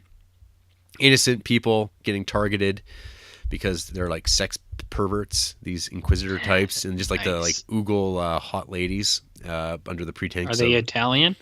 No. Well, they're like Americans pretending to be Spanish. Oh, okay. Oliver Reed shows up briefly. Ooh, nice.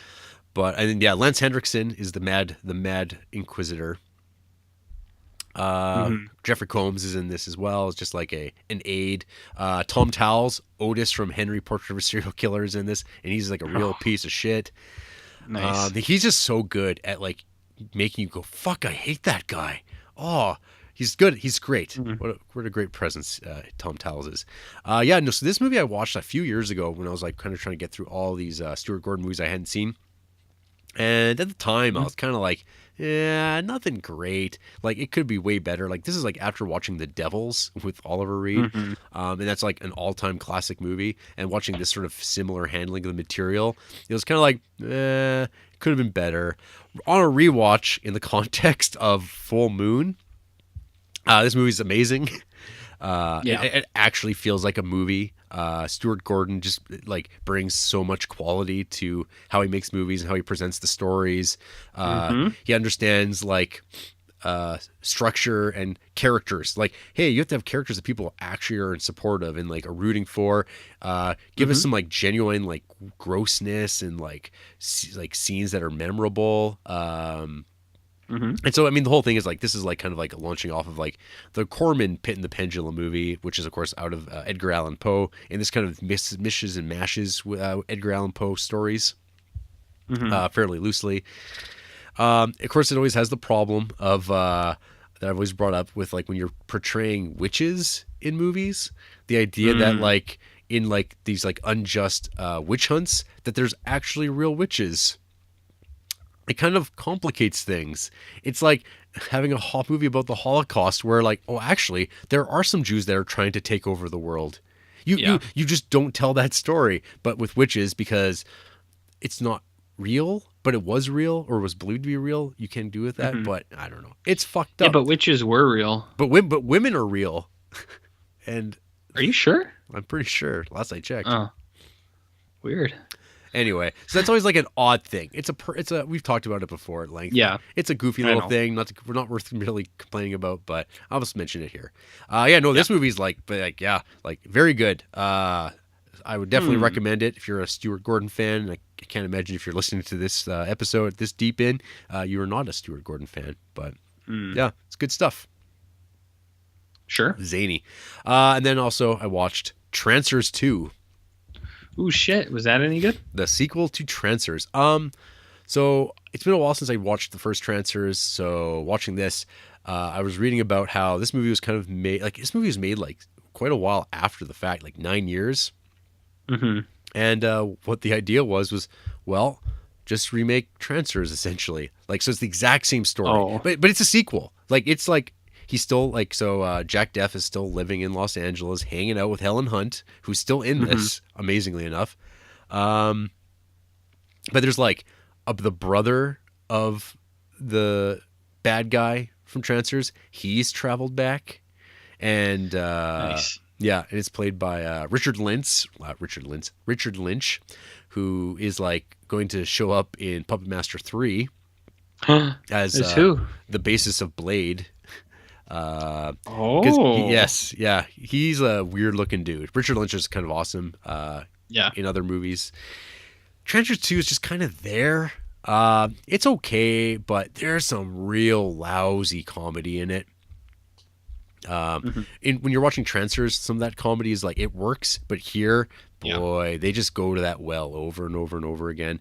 What happens is, like, I think in Trancers there was like a throwaway line that his wife was dead, and in Trancers 2 the idea is that they sent someone back in time to get his wife before she gets killed and send her back to like track down these Trancers that are being sent to the 20th century.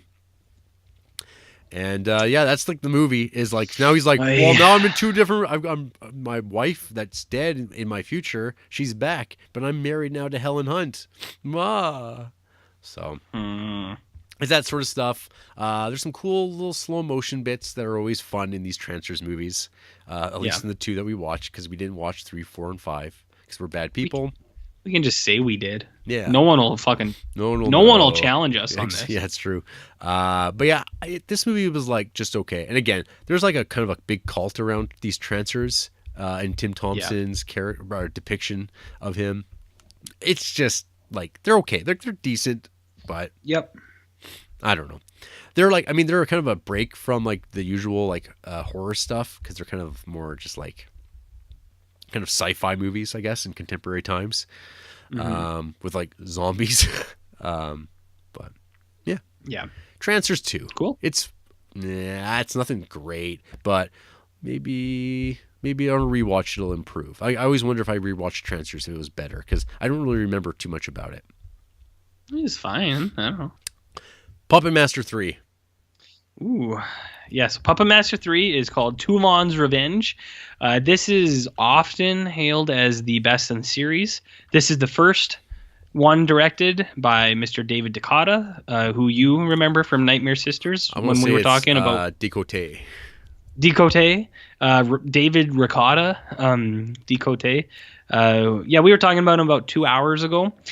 So this one is set in World War II, and this one tells the story of how Mr. Andre Toulon got in trouble with those pesky Nazis. He ran afoul of the Germans. Of the Nazis. Yeah. So this one, I think, has a lot of cool ideas.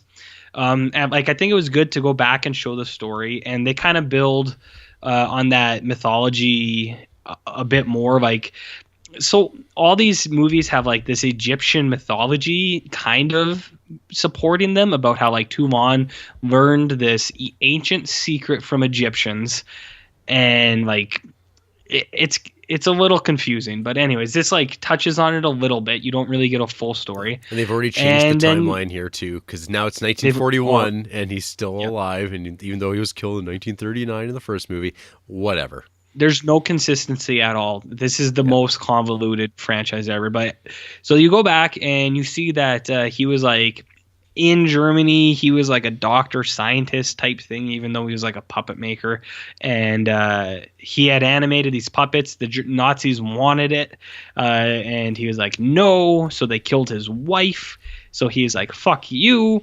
He puts his wife into Leech Woman, which is still just, I hate that name. It's so stupid. And then the puppets go on a rampage. This is the first introduction of Six Shooter, the cowboy with 6 arms. He's kind of cool, but all he ever does is goes like, and it's like, it gets pretty annoying. So he goes on this rampage killing Nazis. Some of it is cool. Some of it is pretty boring. I think the ending is cool when he makes a marionette like puppet out of one of the bad guys. I don't know. I don't think this is the best one by any means. I think it's okay. It's out of the top 5. It's not bad. It's definitely better than the later ones, but I don't think this one's as hot as everyone says it is. See, to me, this one is definitely the best of the 3 that I watched. Yeah, it's the popular opinion. In the sense that it actually feels like a movie. It has like Yeah. a purpose and a drive. Like there's actually like a revenge element, I guess, to it. Whereas like everything else, it's always like characters going to investigate. And this one's like, oh, it's a guy who's just living his life, and then the Nazis, like, we want what you've got, what you're selling, and they kill his wife over it, and he escapes, and he has to rally his puppets, who also have goals, and I mean, it doesn't even feel like a horror movie at all. Like it's just like it's an adventure movie. So I mean, like, this is what you would expect from like the third part of a like direct-to-video franchise that was like doing huge business. Like these things are like so popular, like in like video stores, like they're very consistent sellers. And so I think like from what I was reading, Charles Band like started making Puppet Master 3 before Puppet Master 2 was even done, because he knew that Puppet Master 2 was going to be another hit.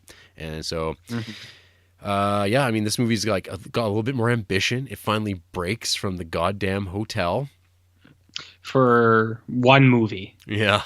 And yeah, we got Richard Lynch as your baddie.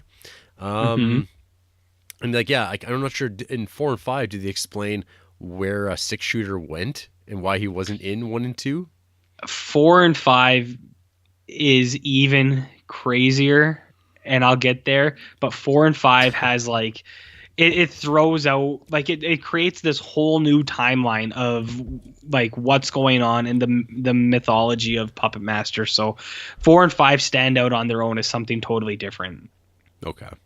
So yeah, I don't know. Anyway, like Puppet Master 3 by default, I feel is like the best Puppet Master movie because because it feels like a proper movie. It has like a bit of a drive. I mean, yeah, I get that. Like that's it. Like that is all. Even though it's like a movie about like how the puppets go from good guys to bad guys, it doesn't even feel like what you would imagine a Puppet Master movie should be. But it's like, well, I guess like the elements are there for it to be like a movie that's like competent, whereas the other ones are just like so boring. And if you're not into the Puppet Master vibe, which I definitely am not, these movies just kind of exist. So yeah. I totally understand why people think this is the best movie, even though it doesn't even feel proper. It'd be like kind of like saying like, I don't know, like Halloween 3 is like the best Halloween movie. That would just be ridiculous. But it's only ridiculous because you have Halloween 1, which is like one of the greatest horror movies ever made. With Puppet Master, you don't have that, because 1 and 2 are both not good movies. Yeah, there was a movie that I watched and I did a review of, and I can't even remember which one it was now, but it was about how like saying it's the best piece of shit on a mountain of shit. It's still a piece of shit, you know, like anyway, like, yeah, like number 3 is, oh yeah, I was talking about the later ones. Number 3 is okay. I would say I think 2 is better, especially after you watch all of them. But number 3 is not bad. Number 3 is not bad. Speaking of dolls, I watched Doll Man, starring that Tim Thomerson that everyone loves. Oh, fuck. Gross. So, RJ, the first like 15, 20 minutes of Doll Man are amazing. Like For real? For real. You will love it. You have to watch Doll Man for the first like, 15, 20 minutes. Like, they will rock your ass. It opens up with like a hostage negotiation where like this crazy guy just like stumbles into like a laundromat that's just filled with fat people, like these fat women with their fat kids, and he's holding them hostage, and they're like all the cops are trying to figure out how they're going to handle this, and then Tim Thomerson just shows up, who's like playing Dirty Harry essentially. And he has no time for this shit. It plays out the way he would. And then now he's getting his ass chewed out because he's suspended because he's a cop on the edge. Oh shit! But it's not Earth. This movie is taking place on a planet, like another planet somewhere in the galaxy that just like is Earth-like. But there's a problem now where like one of his old nemeses wants revenge on him because the last time they interacted, Dollman rendered this guy just a floating head on a platform. It's awesome. Mm-hmm. Like, it's so good. It's like, it has this great vibe. The cinematography in this movie. So this is Albert Pyun, who directed Excuse me? Pyun. It's like a Pyun. Okay. So he's a guy. He directed Arcade, which we'll talk about. He directed like Cyborg with Jean-Claude Van Damme. This like the first movie of the series of like, he's like an action movie director who he's not particularly good at making good movies, but every once in a while in his movies, they have this like beautiful cinematography, and you're just like, whoa, that's gorgeous. That's like a Ridley Scott movie or like a Tony Scott thing. Like these moments just sneak up on you. So anyway, one thing leads to another. Dollman, Tim Thomerson's chasing after his nemesis across the cosmos because he's trying to get away. Their ships break down. They wind up landing on Earth, and then it's revealed that these guys were living on a planet where they're normal sized, but on Earth they're really tiny. Like, that's the idea, is that they're like, on Earth they're just short people. Or short little people. And this is where the movie kind of just goes downhill for me in a lot of ways. Because there's like no attempt at all at like trying to make the illusion work that Tim Thomerson's 13 inches tall. It's just like, well, they just shot that in a room. Like there's no like, this is no Incredible Shrinking Man where it's like forced perspective and stuff like that, like actual things that would like make it believable. No, it's just like, oh, they shoot a lot of stuff in rubble in the Bronx, and like where the projects were demolished and there's like all this concrete, but it's just like, no, that just looks like he's standing there in rubble. It doesn't look like he's like in the corner of anything. Like, there's no thing where like him by like a giant like electrical plug-in or anything like that. He's just there, and he's just not shot at the same time as the rest of the movie. And the rest of the movie is just like a Latino gang war type of thing going on that has very little to do with the Dollman. And like except like they find like the head guy who's just a head, and they're like, he's got like an atom, like some sort of matter bomb and stuff like that they might use. What's his name? James Earl Rorschach. Jackie Earl Haley. Jackie Earl Haley. Thank you. Yeah. He plays the Latino leader. So he's in this. He's like, you could see him being like, he's far more talented than most people in this movie. It's kind of a tough recommend because like, it becomes a generic movie, other than the fact that you have like your main character who's only 13 inches tall, but it's like so shittily done, it doesn't matter. But the first 15-20 minutes are amazing, and you're like, they should have just stayed on this planet and done this movie, which is kind of like a Trancers type of thing because Tim Thomerson's there. But I don't know. Sounds okay. Yeah, no, it's worth it for that beginning. I think you'd love it. I think you totally would get it. And then I also watched Netherworld, which is some real southern fried gothic horror storytelling. Sounds like a Neil Gaiman book. Oh man, it's like a shitty Vertigo comic. Nice. So a guy dies, his son comes to inherit the place. This giant palatial like house is just like right near like a brothel that's like on the bayou. At this bayou, there's like this black magic prostitute lady who is taking people's souls and putting them into birds, essentially. Birds. Yep. Cool. No, it's not that cool. No, not cool. No, not particularly cool. There's like some like Phantasm knockoff stuff instead of like the sphere. It's just like a stone hand that grabs people's heads. Several days out from this movie, I don't remember too much of this. Nice. It's just like a movie. It's a very generic movie that exists. They had this like these ideas of what they wanted it to be, I think. And I think like it came down to like Charles Band heard that like it was cheap to shoot a movie in like Louisiana, and it wasn't. Like, it wasn't any more cheap. It was just like, oh, you have to go do that now. Yeah, I don't know. Not much to think about with this one. It's just there. Nice. Yep. Well, let's roll. Let's keep rolling. Okay. Demonic Toys. Ooh, shit. I watched that movie. We both watched this movie. Yeah, was this a rewatch for you or a first time watch? First time watch. Well, because Shit, all right. Well, you take it, baby. well, spoilers, folks. Because the reason I watched Demonic Toys is because if you're gonna watch Dollmen versus Demonic Toys, you better watch all the lead ups. Or Puppet Master versus Demonic Toys. That's right. You got it. So Demonic Toys. This movie, I was amazed at how basic this movie was. It's like one location for its entirety, other than like the street in front of the one location the whole movie's going to be set in front of. It's a drug bust gone bad. Lady's partner gets gunned down by these criminals. She managed to injure both of them, but they managed to run away into a warehouse that's like a toy factory. But it turns out that this toy factory also happens to be like a building where a like demon force has like set up some occultic bullshit, waiting for some guy to just like come across and bleed into to activate it. So it's kind of like a lazy Child's Play. Whereas like in that, like Brad Dourif like actually has to write it all down because he was like a lunatic but also a Satanist. This is just like, oh no, the devil set this up for this one occasion that someone's going to wander in, gunshot, and bleed into it, and then be able to manifest itself via toys. This movie is really drug out. There's scenes of just people waiting in rooms and waiting and talking and waiting for other people to come back. But it's all like setting up these potential scares.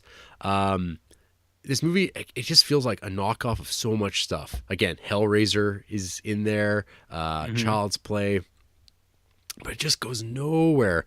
I think I like overrated this film. Like my memory of this is like, this isn't very good at all.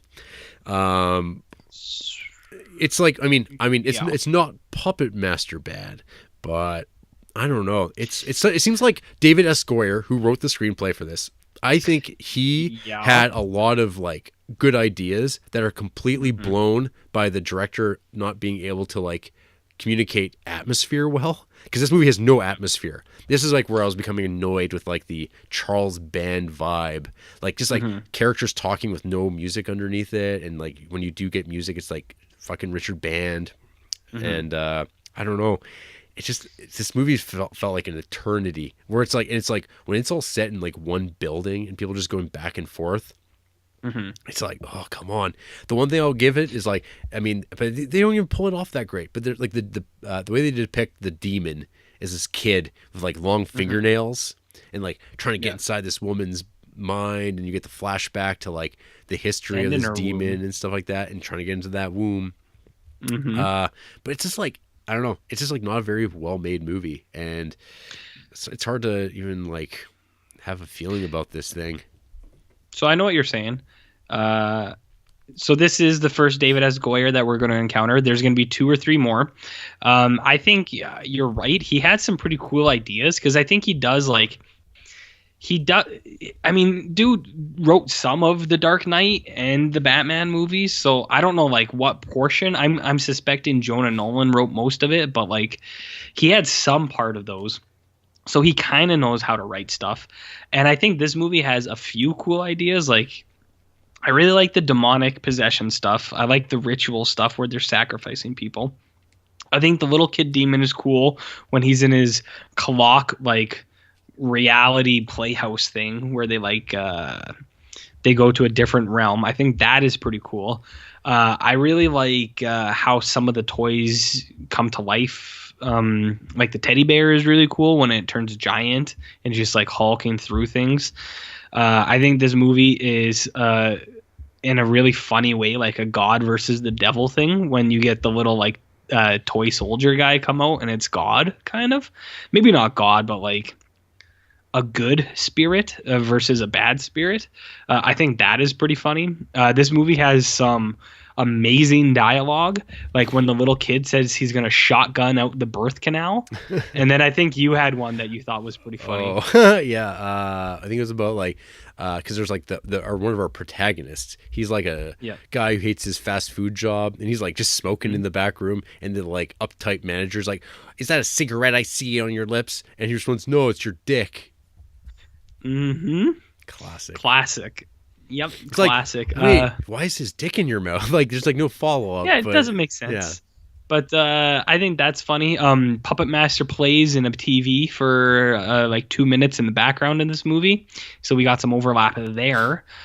No, I actually thought Demonic Toys was okay. This was one of the first things I watched after my Puppet Master run, so it's like I said. I honestly think that day ruined me forever for movies. Like I don't know what's what anymore. I don't know what's good and what's bad. I just know that I'll never be the same person. So I think that's how I feel after this week.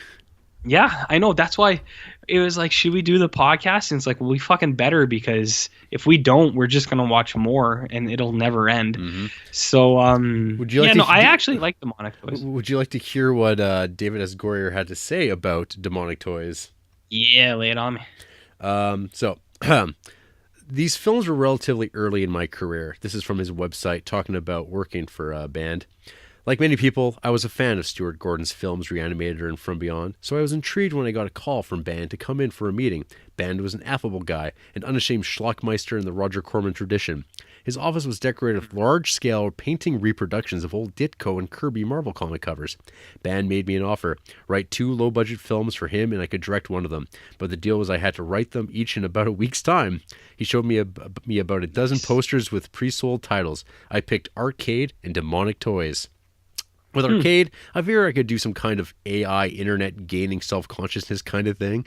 With Demonic Toys, well, the poster had a killer teddy bear and a jack-in-the-box, so fuck it. Sounded good to me. Nice. Yeah. I'll leave it at that. Yeah, no, that's nice. I like it. Yeah. Fuck it. Fuck it. Yeah, and we'll get there when we talk about Arcade, but yep, David S. Goyer, man. Mm-hmm. So, after that, I watched Seed People, which I guess I should have watched the other week when we did the Invasion of the Body Snatchers episode, because that's all this is. A full-on, unrepentant, just fucking knockoff of Invasion of the Body Snatchers, but without any film craft or anything of the like. But you got to look up what the Seed People look like, because it's not like people are just like guys that are plant men now. No, they like mutate into like 3 foot tall plant monsters that only walk on their those forearms. Are cool. Yeah. I like those. There's a transformation scene. Oh my gosh. These look pretty cool. I don't know what the problem is here. 100% fell asleep a couple times watching this movie in like on a Saturday afternoon. I had no interest in going back to watch this thing. This thing is like, this one's got a bad rep of like just being like totally nothing. So this is also directed by what's his name, Peter Manoogian, who also directed Demonic Toys. And his description of this movie is like fucking no time, no money. They just made it. It's like a piece of hack work, nothing special. And I'm like, well, he has like some self-awareness. But I mean, at the same time, you look at his track record of movies, and it's like, yeah, he's not very good. But there you go. Yeah, Seed People is definitely at the bottom of the Full Moon oeuvre that I would watch. Nice. Awesome poster. Nice. Sweet poster. Looks really nice. So I watched Bad Channels, which I wasn't planning on watching, but then I found out that like one of the characters from this also leads into Dollman versus Demonic Toys. So, Jesus, these movies cross over too much. Well, I mean, fuck, it's like, I mean, they, I think Disney learned all they learned from making crossovers from Charles Band. You heard it here first. So Bad Channels is a movie about aliens coming to Earth to get up to no good. So what this movie starts off with is like a disc jockey, if you remember those people. This guy's a jerk off who's like running a promotion for this radio station that's like 666 on the AM, and he's playing polka music until someone calls in to like unlock him from these chains he's putting on himself as a promotional gimmick. One of the people that's part of the company calls it in. People are like, "Oh, I think the fix is in, but maybe it was genuine." Haha, whatever. It doesn't matter. The movie gets going. Aliens happen to land, and of course, like there's like some question about like, "Oh, this is just a publicity stunt. This is a publicity stunt." Aliens show up. No, aliens showed up, and they're kind of like, it's like a mushroom alien, and he's got a robot sidekick.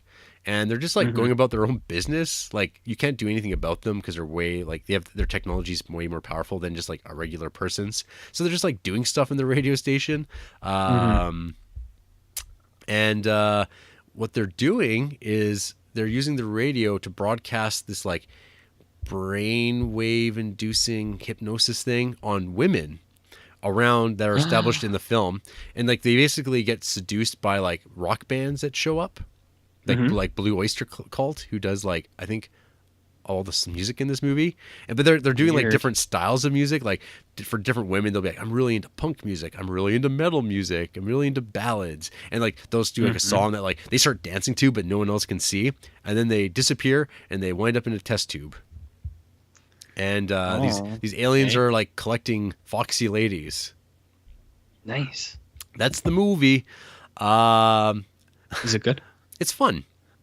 Okay. It's enjoyable. I think you would enjoy watching this. I think this fits into that like sorority babes type of oeuvre, but without the like explicit sensuality.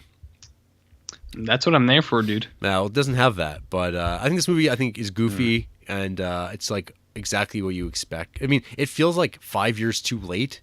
Like if this movie came out in like 1986, 87, people would be like way more into it. But it's like buried in the Full Moon catalog, and I've seen some people not be fans of this movie, like just not into it at all. But I don't know. I think it's like a fine film. It's definitely a lot better than a lot of other movies we still have to talk about. But yeah, Bad Channels is okay. Nice. And then I watched Dr. Mordred. What's that about? Do you? Well, if you really want to know, it is Charles Band ripping off Doctor Strange. Oh, cool! Completely, 100%. So, Charles Band tells this story about how him and Jack Kirby were good friends, and he had gotten Jack Kirby back in Empire Pictures to do some like drawings for potential projects. One of them being this movie called Dr. Mortalis, which was just a full-on like rip-off of Steve Ditko Doctor Strange. You look at the drawings and you go, oh, so are you going to like pay Marvel for this? Like, aren't you afraid Marvel's going to come after you? Like, this is just a full-on rip-off, right? Empire Pictures goes out of business. That's the end of that. Nice.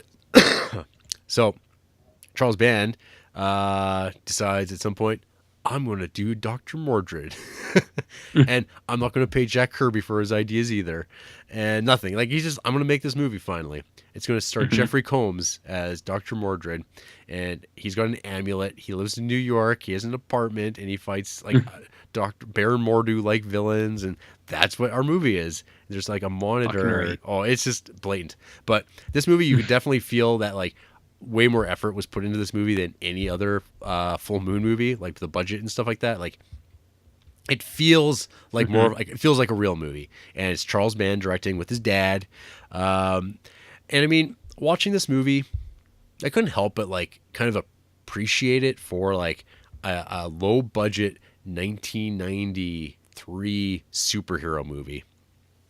I'd say that it's like a better movie than Tim Burton's Batman, because I think Tim Burton's Batman movie. What? I think that movie sucks. I think. Oh yeah, you suck. No, that movie. Okay, when I found out that it was going to be Brad Dourif as Joker at one point, and we get fucking hammy old Jack Nicholson as fucking Joker instead, it makes me so mad. That movie's like, I think that movie is super lame, and totally misremembered. It's like a great piece of film, and it's like, no, that movie sucks. It's a bad Tim Burton movie. It's a bad Batman movie. It's terrible. It's okay for you to be wrong sometimes. Yeah, well, Batman, no good, no good. Okay, continue. So, right, Dr. Mordred, pretty good.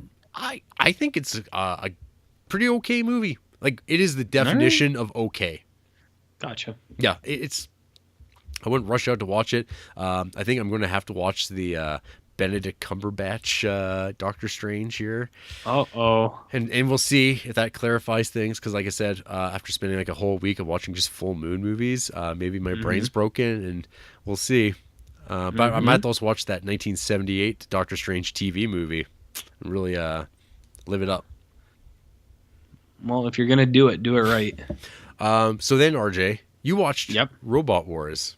Oh fuck! I watched just a mere couple hours ago. Yeah, I watched this movie called Robot Wars, which apparently is a sequel to Robot Jox. Yep. I'm not gonna talk about this very long because this movie fucking sucks big time. Yeah, this one seems to be universal and people not liking it at all. It's just boring. So it takes place like 70 years from now, where there was a nuclear or like they call it a toxic pollution fallout or some shit like that.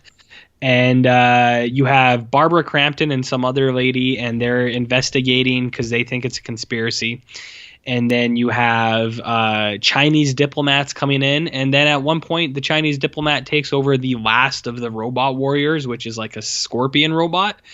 And then in the last 5 minutes, they unearth a different robot and they fight in one of the worst fight scenes you'll ever see. And it's less than 5 minutes. And that is the entire robot war.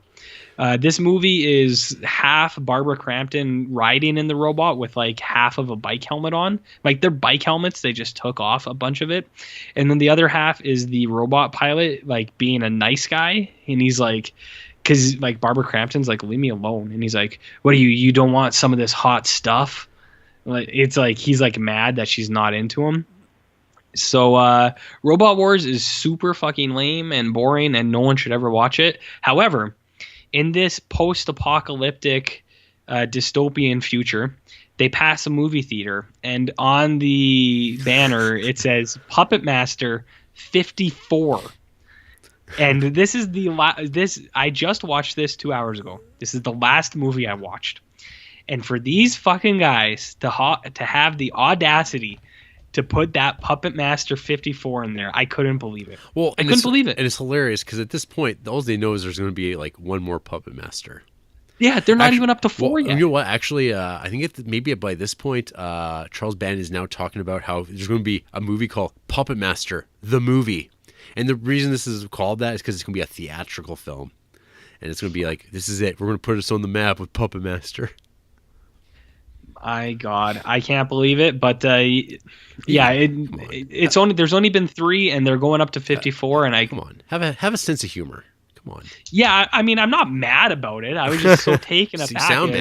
Sound mad, bro. I think it's funny that Charlie Band is just like, you know what? We're gonna make these movies forever. This is my legacy. It kind of is at this point. And it kind of is. Yeah. But yeah, Robot Wars sucks big time. That's all I have to say about it. You know what doesn't suck big time? What? Bloodstone, Subspecies 2. Ooh, girl. Keep going. Yeah, so this is the best Subspecies film that I've seen at this point. I still got Vampire Journal to watch, which according to Dave J in his book, It Came From the Video While, he says it's like one of the best movies in the full moon movies. And I'm like really interested by that. So I'm going to have to watch that probably tonight. So this movie picks up right where Subspecies 1 left off. Except they've replaced the actress who was left to become a vampire, I guess, at the end of Subspecies 1. Our boyfriend, good vampire, he gets fucking killed right off the bat. Radu's back. We get a cool regeneration scene. We get William Shatner's daughter showing up, playing the sister to now turn vampire but doesn't want to be a vampire girl. And we just get like stuff going down as like vampire wants girl runs away, takes the bloodstone, vampire wants his goddamn bloodstone back. He goes to his mother, this like ancient old crone vampire that's awesome. Like all the scenes of Radu and his mother are so good, and I'm just like, you know, Subspecies would be like amazing if it was just about vampires and doing vampire business with no humans, no like relatable characters, just like cool monstery stuff. And I understand the reason most movies never do that is because doing that stuff costs money. And you have to have like people doing that all the time. So you have to have like humans like talking to the police, hanging out in hotel rooms, going to libraries. You have to have that stuff because it's storytelling. But I'm like, nah, it's gonna be a vampire movie with like gross fucking vampire shit, and like you get like the real like messed up worldview of vampires. Like you investigate that. So we get little bits of that in Subspecies too, and they're like really cool. No, this movie is just like a good vampire movie. Like for like I'd say for like a B direct-to-video vampire movie, this thing's like great. I would say that like it's like 3 is like It sounds cool. no, it's I'm cool. gonna Yeah, check it out. yeah. I would say if you want to check out them subspecies, Radu, stay for the Radu. Maybe watch it with some ragu on your pasta. Look at you. No. Look at you go. Yeah, no, this one's like I'm very enthusiastic about it. I don't have a ton to say about it, but like I don't know. It's just like it's super straightforward. Good little vampire movie. Nothing Nice. nothing groundbreaking. It's no Near Dark or anything like that, folks. I know you all love your Near Darks, but That movie's not that good. compared to full moon movies, come on. Yeah, but we can't compare normal movies to full moon movies. Come on. Okay, RJ, you watched Arcade. Oh God, this is the second appearance of Mr. David S. Goya. This is directed by Albert Pion. He did Doll Man and As discussed, yep, and that Captain America movie people really like. So I watched Arcade. The one This came with out in J.D. Salinger's son. Yeah, that one. So Arcade is David S. Goya, which you explained why he made this. So this is evil AI. It actually like has kind of a cool setup where it's like this virtual reality world where it's like the thing is actually trying to kill you, and it turns people into like zombies kind of that are stuck in the game. This movie looks like total fucking garbage. It's not the CGI like VR stuff. This movie just looks like garbage. Like I don't know what was going on, why they didn't film it good, but it just sucks. Would you like to hear what Albert had to say about this movie? The only other thing I'll say is just two things. There's a lot of like really stupid, cheeky stuff like, that'll rot your brain. And it's like, all right, whatever. And then there's this side story about like the main character's mom committing suicide. And I feel like that's David Goyer like really reaching for it, but it gets lost. I don't know. Arcade's not very good either. Okay. So what did the dude say? So production began on Arcade in March 1991, back to back with Doll Man. It was planned for a release of February 1992.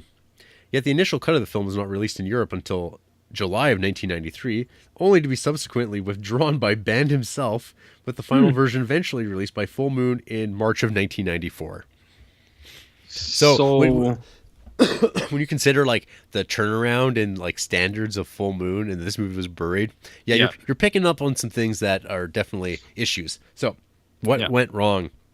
So from Albert Pion being asked about it, the budget for Arcade was $750,000, I think. I mixed the budgets for Arcade with Dollman, so I can't really say. I do know that the effects side was a disaster, and I was a bit lost on what to do about that. Charlie really had to come in and finish it. I think my vision was too difficult to achieve, and the script by David Goyer and I came up with was just too irresponsibly complex and ambitious. Charlie's idea was a haunted arcade. It should have stayed that way. I decided on the whole VR idea, much to everyone's regret. It was too ahead of the curve for what was economically feasible. My fault. I like the performances in the film, though, and much of the real-world scenes. A great cast that worked very hard. I think they brought a realism to the scenes, but I really botched it with my inexperience with those types of effects, and I really didn't shoot the live-action material correctly. Charlie had to come in and fix it all. I had a misguided concept of how to do it, but the technology and my skills with it weren't there yet. I left the film in a mess to go to make Nemesis. In hindsight, it was terribly bad behavior of me to leave Charlie and Deb with that mess of a cut.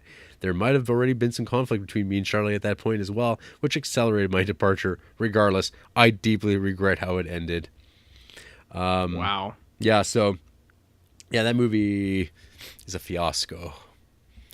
Yeah, it sure fucking seems like it. It's I don't know. It's like there's some cool stuff there. It's just bad. It's a shitty movie. Like it's one of the lower ones in this whole gamut. How about that Mandroid? Mandroid is pretty good actually.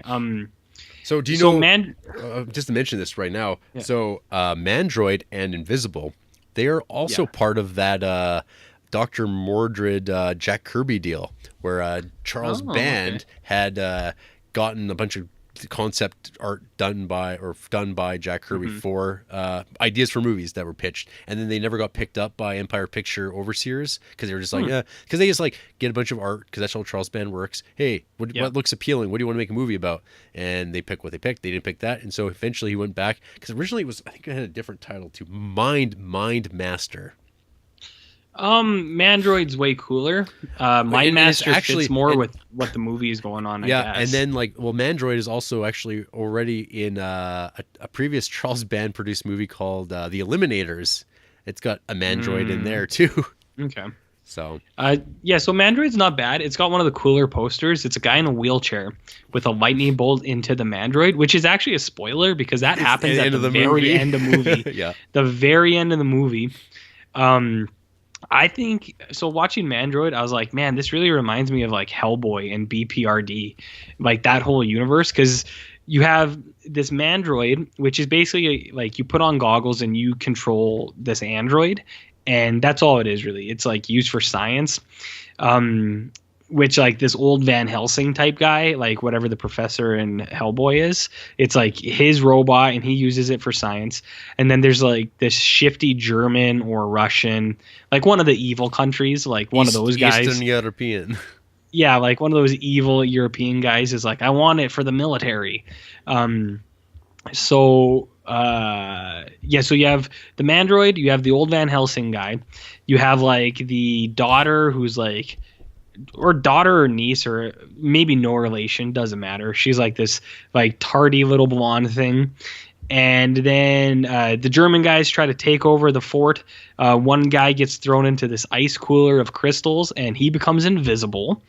And they take the evil German guy opens up a canister and gets poisoned in the face. And then for the whole movie, he's like this maniacal villain with like a acid face. And he wears this like copper mask that's like kind of cool actually. And he's cool because he like enlists this hobo to do his evil doing for like his evil biddings for him. So like this whole time I was watching, I was like, man, this really feels like it would fit in like a BPRD or even just like a comic book. Mm-hmm. Or even like a TV series. Like a lot of these movies, it's like I feel like this would have been better as a TV show almost. This movie's not bad. It's a little bit boring, which I guess is the major hit on it. But out of all these things, it's one of the. It's not like super bad. Like I don't feel like I wasted time watching it. It's just not great either. So, Mandroid's okay. Yeah, you're down with that Mandroid. It's got. I think Mandroid's okay. It's got that sweet poster. And it ends with a setup where it's like they'll be back in Invisible, the Chronicles of Benjamin Knight, which we'll talk about later. Yes, we will. So I watched Doll Man versus Demonic Toys. Oh yeah, how was that? So this movie is the culmination of Doll Man, Demonic Toys, and one character from Bad Channels. Because as I was mentioning, when people were being shrunk down to test tubes, one of the chicks didn't get returned back to normal. So she's been left to live in the town as like whatever, like 9 inches tall. And so Doll Man has heard about this chick. And he's like, yeah, I'm going to go find her and hang out with her. And we can be short together, which he does. And this, of course, also crosses over with Demonic Toys. The character, she's been like the one woman from the first movie. She's been staking out the toy factory, waiting for like bad things to happen again for some reason. Well, bad things happen again, involving like a hobo who's just like riding around on a tricycle drunkenly, and then he just tips over and cracks his head wide open and just bleeds to death. He's dead. Like it's so fucking funny. Let me read to you Tim Thomerson's thoughts here when asked about Doll Man versus Demonic Toys. Doll Man versus Demonic Toys. Oh, that was awful, wasn't it? bloody awful. But, Charlie talked me into it. He said, look, it'll be fun and we'll make some money. So I said, okay, let's do this. And we laughed our way through it because Tracy Scoggins is great. Always fun to work with and great to look at, At least she was then. Oh, that's the worst. At least she was then. It's like, fuck. I had made Charlie a deal. He said, we're only going to use you for a week. I said, okay, so let's get the money, right? And whatever happened after that, I haven't seen it. It's not good, is it? So that's it. Wow. This movie is an hour long. Approximately 15 minutes of it are recap from the previous 3 films. But this movie's like fun to watch.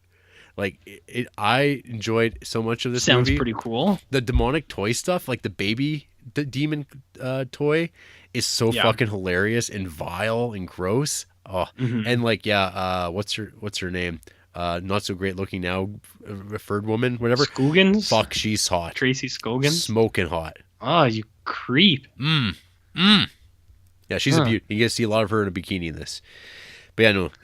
This movie, people shit on this thing, but like, fuck, I think it's like genuinely like good, like in the sense that it's like when I watch like a bad B movie, at least like make me laugh out loud or chuckle, and this one did it. Like many of these movies don't do that, so I'll take a Doll Man vs. Demonic Toys over a Puppet Master one any day. You're probably right to do that.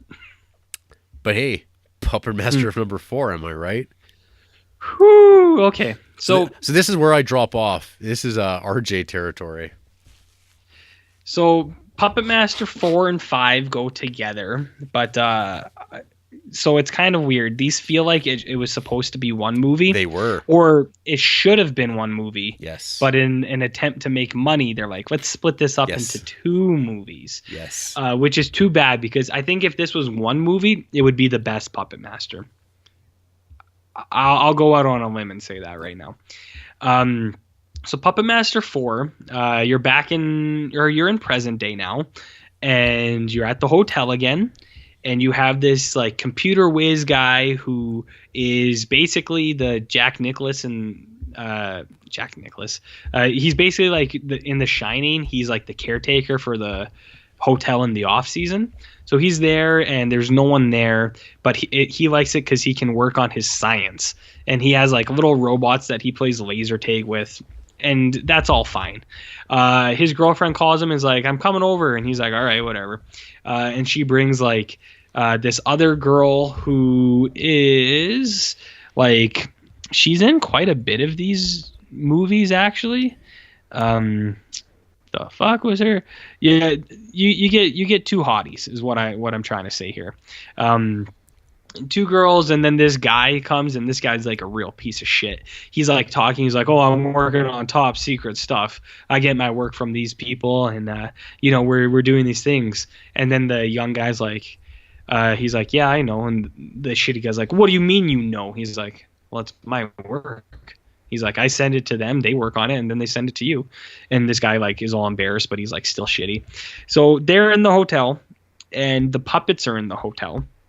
And they kind of cross paths, and the robot guy is like, oh, you're cool, you're puppets, we're friends now. And they are, and the puppets are good.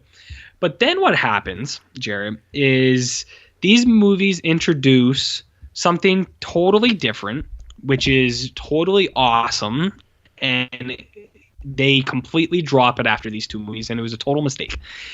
They introduce an Egyptian demon who looks like one of the guys from Clay Fighter 63 and a third, like that N64 game.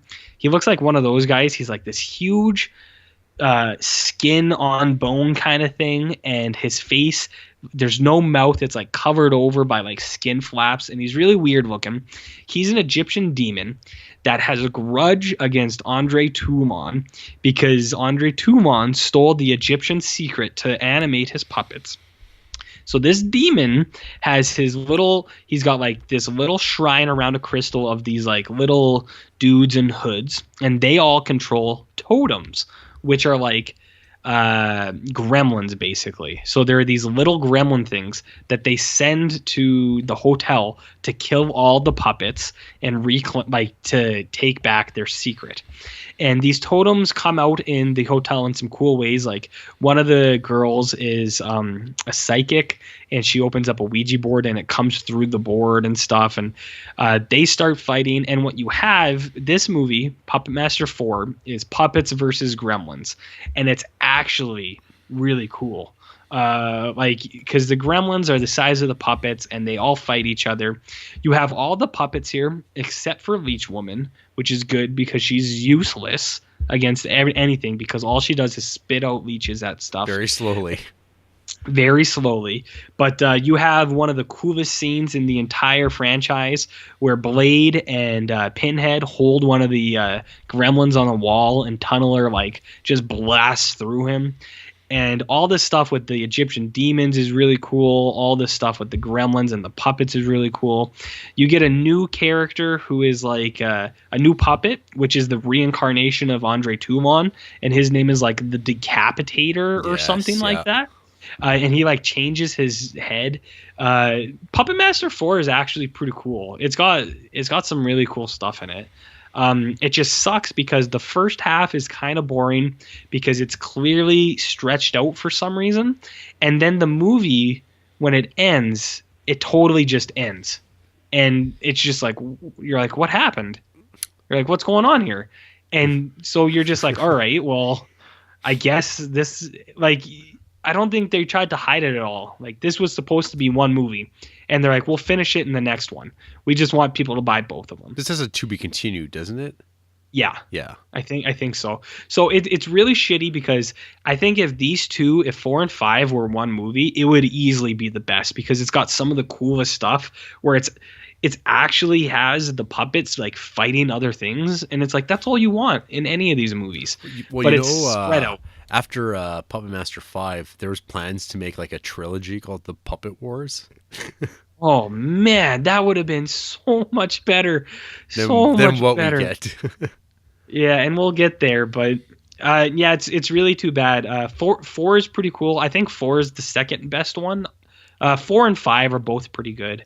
I'll talk about 5 later, but sure. If you wanted to, I would say watch 1 to 5. If you could only watch 1, watch 2.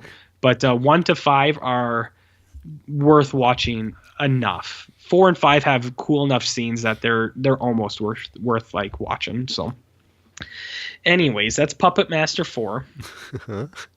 And what are we talking about next? Invisible. Mandroid 2. So the aforementioned, the setup for Mandroid, which is teased at the end, what Marvel style stole with the end credit. Because at the end of Mandroid, you see that the bad guy who you thought was dead doesn't die.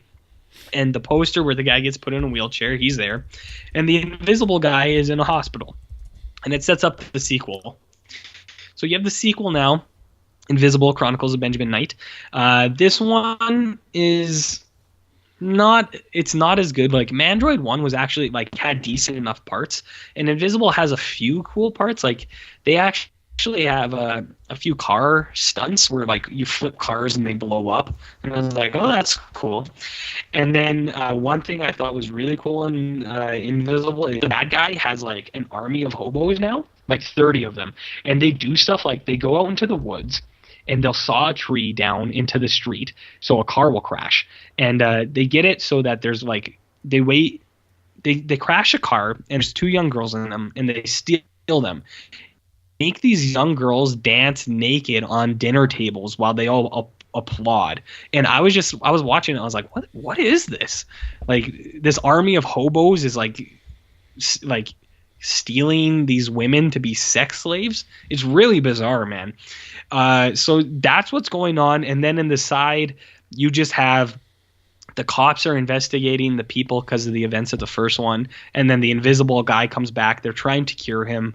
The young daughter gets kidnapped and they go save her and they battle. And it's Mandroid and Invisible Man versus the toxic face dude and his army of hobos.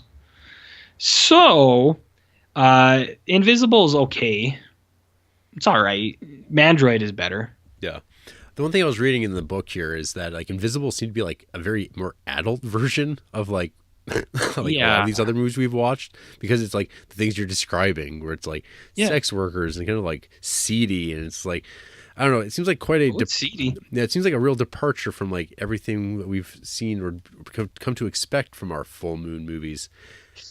Yeah, it's a little seedy, man. It's a little weird, but Invisible has a couple cool parts, but I don't know. It's all right. Hmm. That's too bad because it's got such a good Yeah. poster too.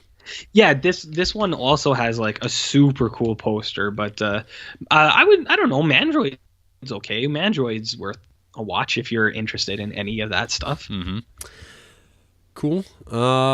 So Bloodlust, Subspecies 3, picks Ooh, up shit. right after Subspecies 2 leaving off, like the exact beat. It does a brief recap that's completely unnecessary. But the Yep. movie just continues on. Radu's back. He gets resurrected once again. And it's just like all sorts of stuff happening once more. So there's one bit in this movie that is like straight out of a David Lynch like Twin Peaks, where it's like a time lapse of what happens when it's like Radu and his crone mother, who are back with vampire girl. They're like teleporting and they moved off to the new fortress that they're in, and there's this like crazy light show of flickering, and all it is the most simple effect of like running like a bunch of lights and having them flash kind of like in a sequence left to right, and it creates this like kind of shifting shadow effect that like I'm surprised I don't really see it more often. And like it actually kind of reminded me of just like these brief little moments in like David Lynch, or like that weird time lapse of like the convenience store gas station with like all that crazy breakdown of lights. And I'm like, yeah, like in that it's like super stylized, but in this it's actually like stripped down in this like really practical way that like any mainstream movie could actually pull it off and it would look really good. And then what's the actual plot of this one? This one is definitely a step down from the second one, but it's like on the same level as the first. So I mean, 3 subspecies in, I've yet to be disappointed. Though I've heard that the in between movie that's like kind of like sets up a bunch of characters that show up in 4 are in the movie Vampire Journal, which I think is from '96, that I haven't watched yet. I haven't confirmed if it's good, but I've heard it is.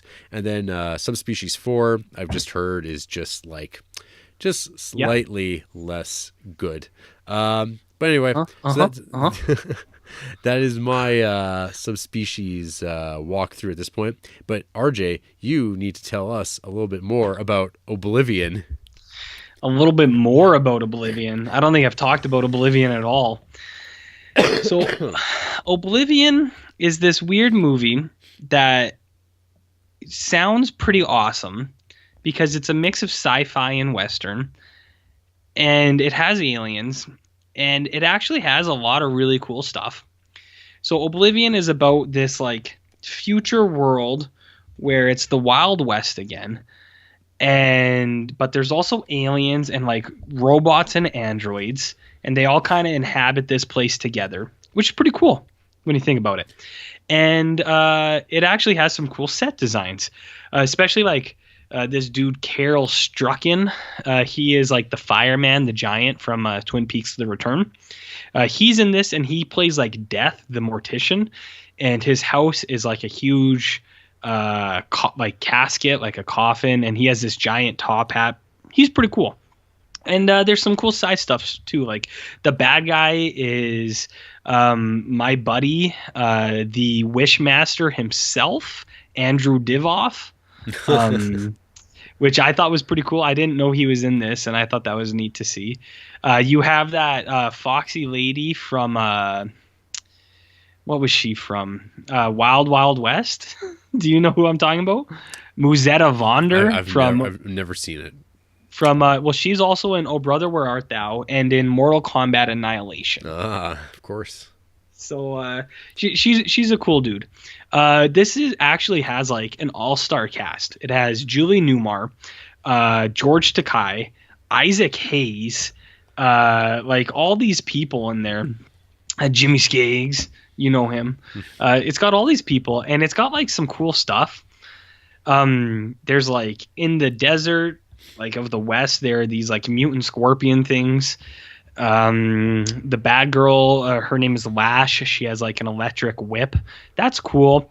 This movie's super fucking boring, and it has your favorite thing, guys in red face. There's a completely white person playing an Indian, and they refer to him lots as the native man and things like that. It's a little bit dated. This mostly feels like it was supposed to be a TV show. So much that like I don't know, man. Like this should have been a TV show or something, Right. but it's got a lot of really cool ideas, like things that I actually really like. But I don't know. This movie sucks too. It's just boring. Once you get like through it, you're like, why? Who cares about any of this? So I got three things. Yeah. To follow up on, so on Android Invisible, there was a planned third movie that never happened called The Legion of Doom, and it was supposed to be like the whole team assembled, like Yeah. all like, it should be like a Fantastic Four movie essentially. But they made a poster that looks awesome, but no movie. Yeah. The other thing, so Bloodlust Subspecies 3, that was also made in Romania, and then from that point, that's when Castell Studios started, and Oblivion was the first movie ever shot there.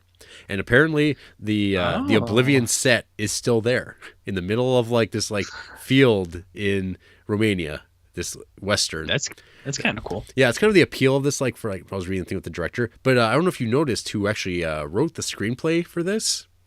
No, I didn't. Comics writer Peter David wrote the screenplay for this. Peter David of what fame? He wrote Hulk for like a decade, Aquaman, Supergirl, tons. He's been around forever. He writes like Star Trek novels, and that's like how he wound up knowing George Takei, because when he wrote the screenplay, he wrote it for like a white guy, and then they were like that John Ashton or something, that was his name, and they couldn't get him to come, and they're like, hey, I can get George Takei, he's a star, and he's like, hey George, how would you want to play a role that's like not like about an Asian man? And then apparently he ad-libbed all those horrible lines like "beam me up." And George like Takei's really bad in this movie. Yeah, no, really bad. He's like, yeah, that's the thing. I mean, that's George Takei in general, but yeah, those were all those. And then like I think Peter David tells a story about being at San Diego Comic-Con showing this movie, and those lines would come up, and people would go, "Oh, Peter," and he'd be like, "Fuck," and I didn't write that. George Takei also does like this Western accent that you can't really you can't pay attention to. It's like the weirdest thing. It's like, what are you doing, dude? It's like no one else is doing accents. Yeah. You shouldn't do an accent either.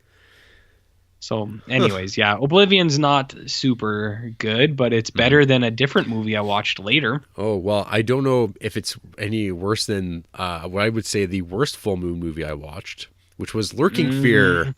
Lurking Fear is real bad. So this is a purports to be based on an H.P. Lovecraft story. Sure. But it's like H.P. Lovecraft by way of Resident Evil, like the movies.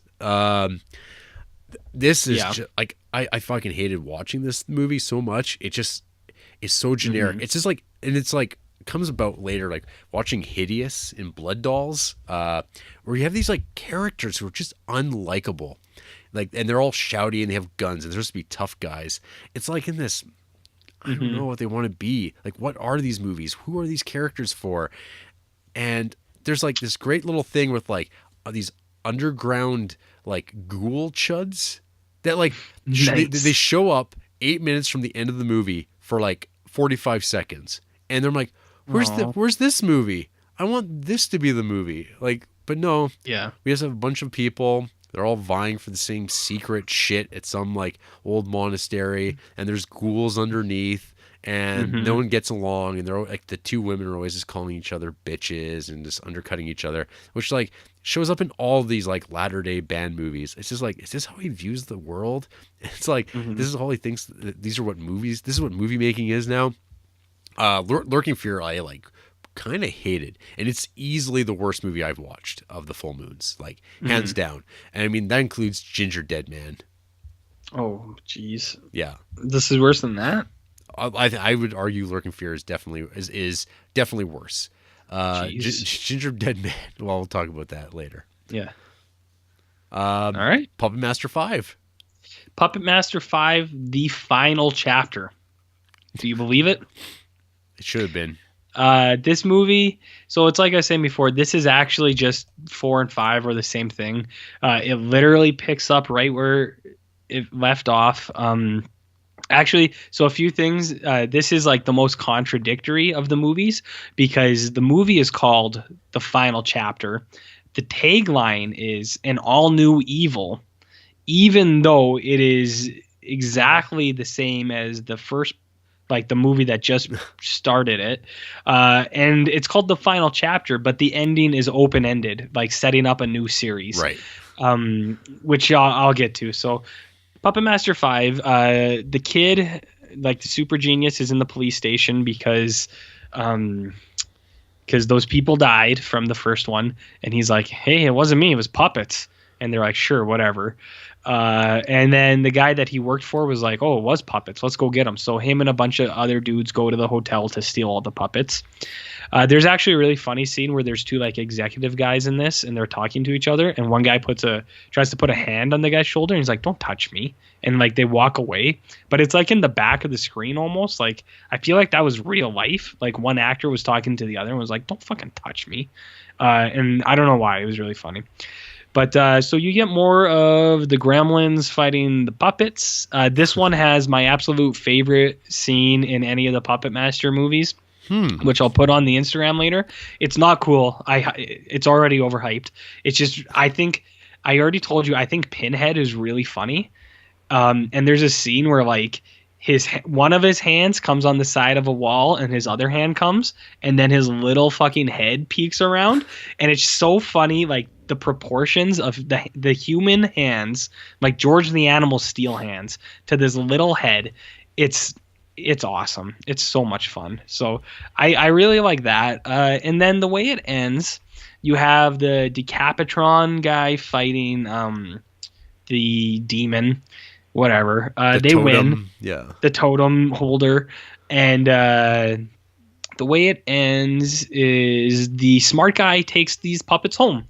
And it is said that he is the puppet master now.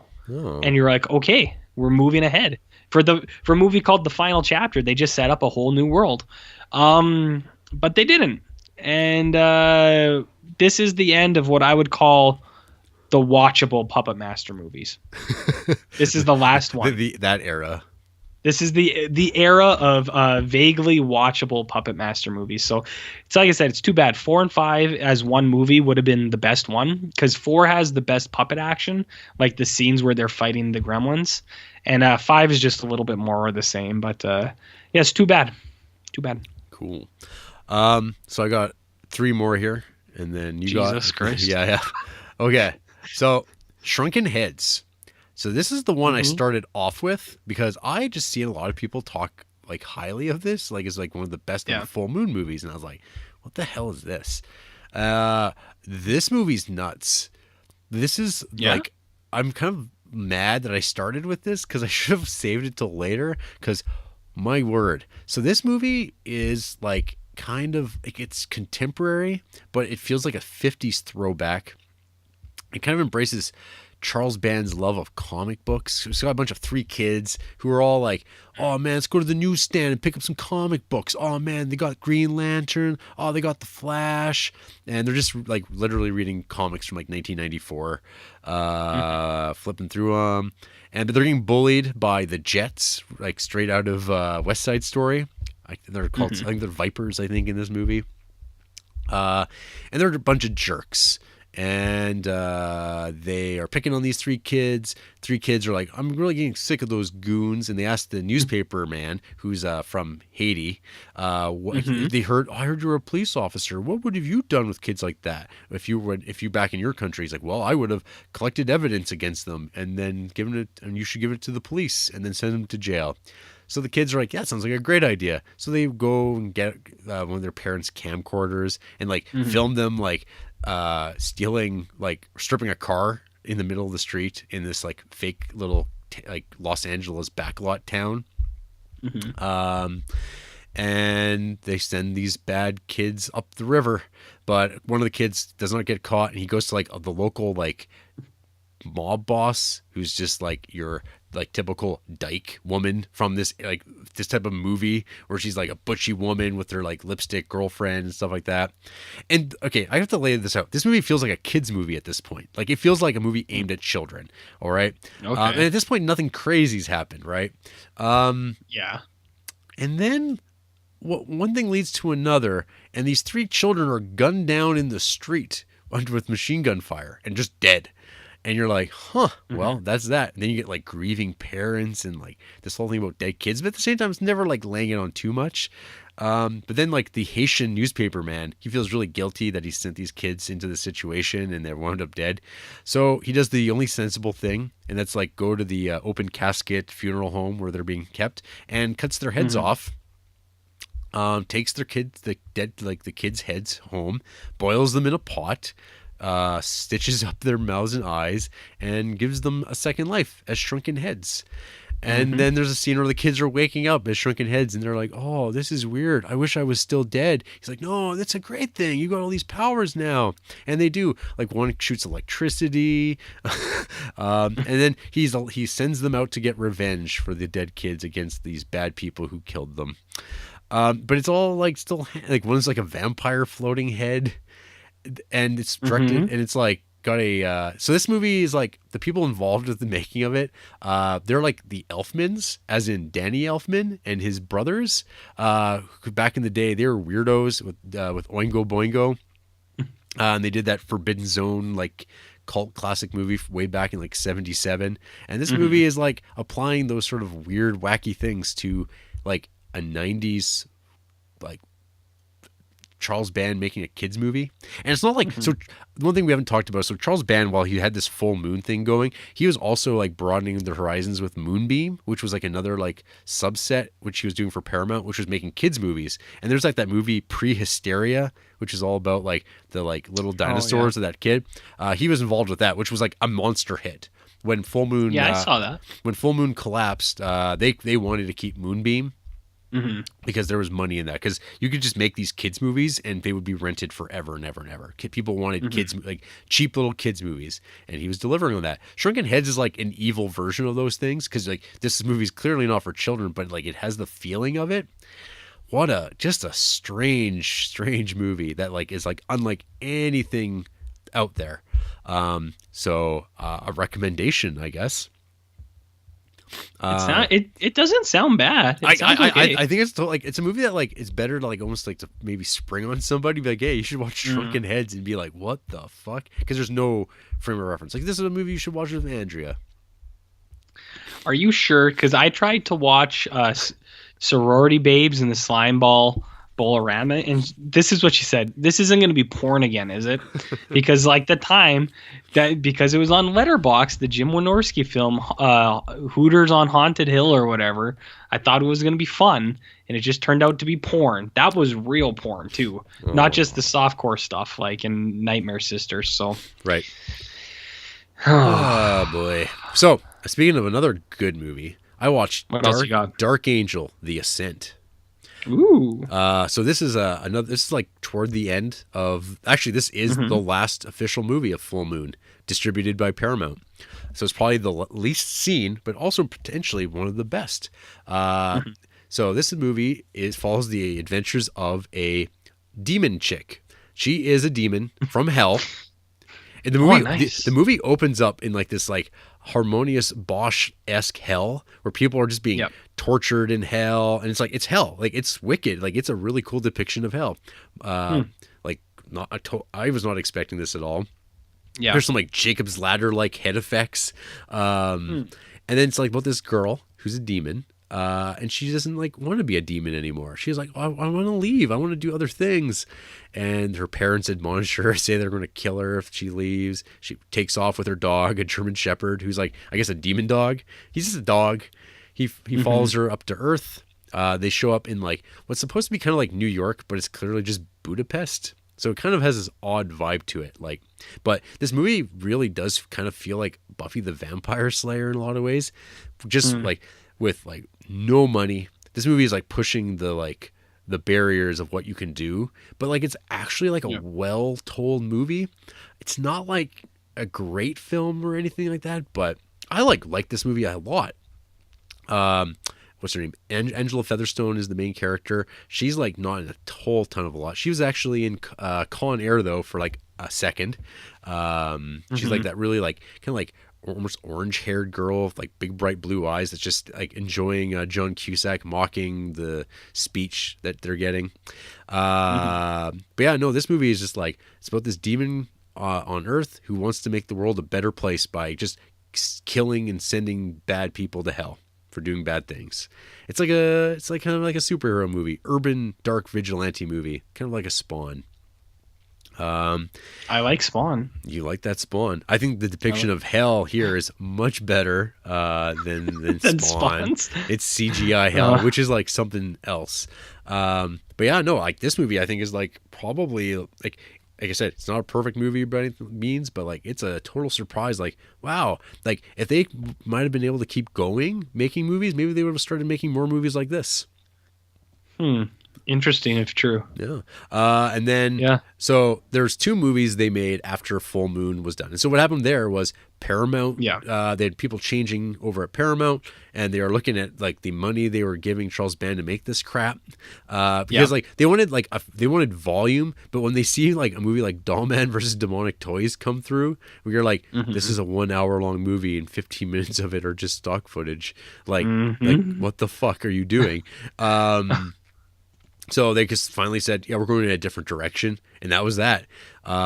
So again, Charles Band just says, well, fuck it. I'm going to keep going. I'm going to keep doing this. So he got to keep 2 movies that he released himself. And one of those was Castle Freak, which I guess like is a movie that Stuart Gordon and Charles Band just like decided to make. They didn't clear it with Paramount. They were just like, yeah, we're going to go, just go make the movie. We'll clear it later. Which is the sort of thing that like Paramount was getting concerned about because there was like no oversight on like how this stuff was going down. But fittingly enough, Castle Freak is the best full moon movie there is. I've heard this before. Like without a doubt, because it's like a real movie.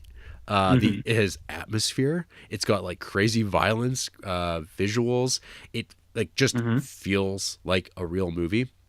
And the funny thing is, like, when I watched this a few years ago, I was really disappointed with it, and I did not, like, really care for it much at all. But, like, I just kind of vaguely remembered, like, oh, it's like, because it's based on, like, one of my favorite Lovecraft stories, which is, like, The Outsider. And, like, I remember, like, that was, like, the first H.P. Lovecraft story I'd ever read. So when I was watching this, I was like, oh, fuck this. This is stupid. Like, it completely doesn't do what I wanted it to do. But watching it now, in hindsight, with all full moon stuff, and, like, watching it now as, like, a movie on its own, it's like, this movie's rad. Like it is like gross and violent. It's actually like a pretty for Stuart Gordon stuff. It's like up there, I think. Like, is this the highlight of the whole run of Full Moon? Yeah, yeah. I just mean just in everything we've talked about so far. Oh yeah, like without a doubt, it is like I could be like, no, people like, as a horror movie, people should watch Castle Freak. I mean, to me, it's like it's a 7 out of 10. Like it's not like it's not like a fucking all time classic, but I mean, it's the one that like if you just watched one of these movies, watch Castle Freak, and after that, Pit and the Pendulum, and after that, you got to start accepting the boundaries of Full Moon's limitations as far as budget and film craft. But like, because like basically Stuart Gordon got to play by different rules. And like someone actually does mention that in the book too, about like everyone kind of had certain constraints they had to follow, but Stuart Gordon didn't because he's Stuart Gordon. So everyone else was making like episodes for a television series, and then Stuart Gordon shows up and just knocks it out of the ballpark with these like totally above the bar sort of features. But yeah, no, that Castle Freak's rad. If you like dick stumps and balls and like tits getting bit off and people just getting fucking murdered horribly, Castle Freak, ace. Sounds cool. And then you got to watch Oblivion 2, which was the other last film to be released after the collapse. Oblivion 2 is one of the, if not the most boring out of any of these movies I've seen. Wow. Doesn't mean it's the worst. There are worse movies. Well, out of the run I had, there's worse. But Oblivion 2 is easily the most boring. It picks up where the other one left off, but now there's like a bounty hunter coming to town, and everyone's scared. And then he gets there, and then he's like, "All right, let's get the bad guys." And they get the girl who has the electric whip, and then she's in jail for about 50 minutes while other characters talk Oh no.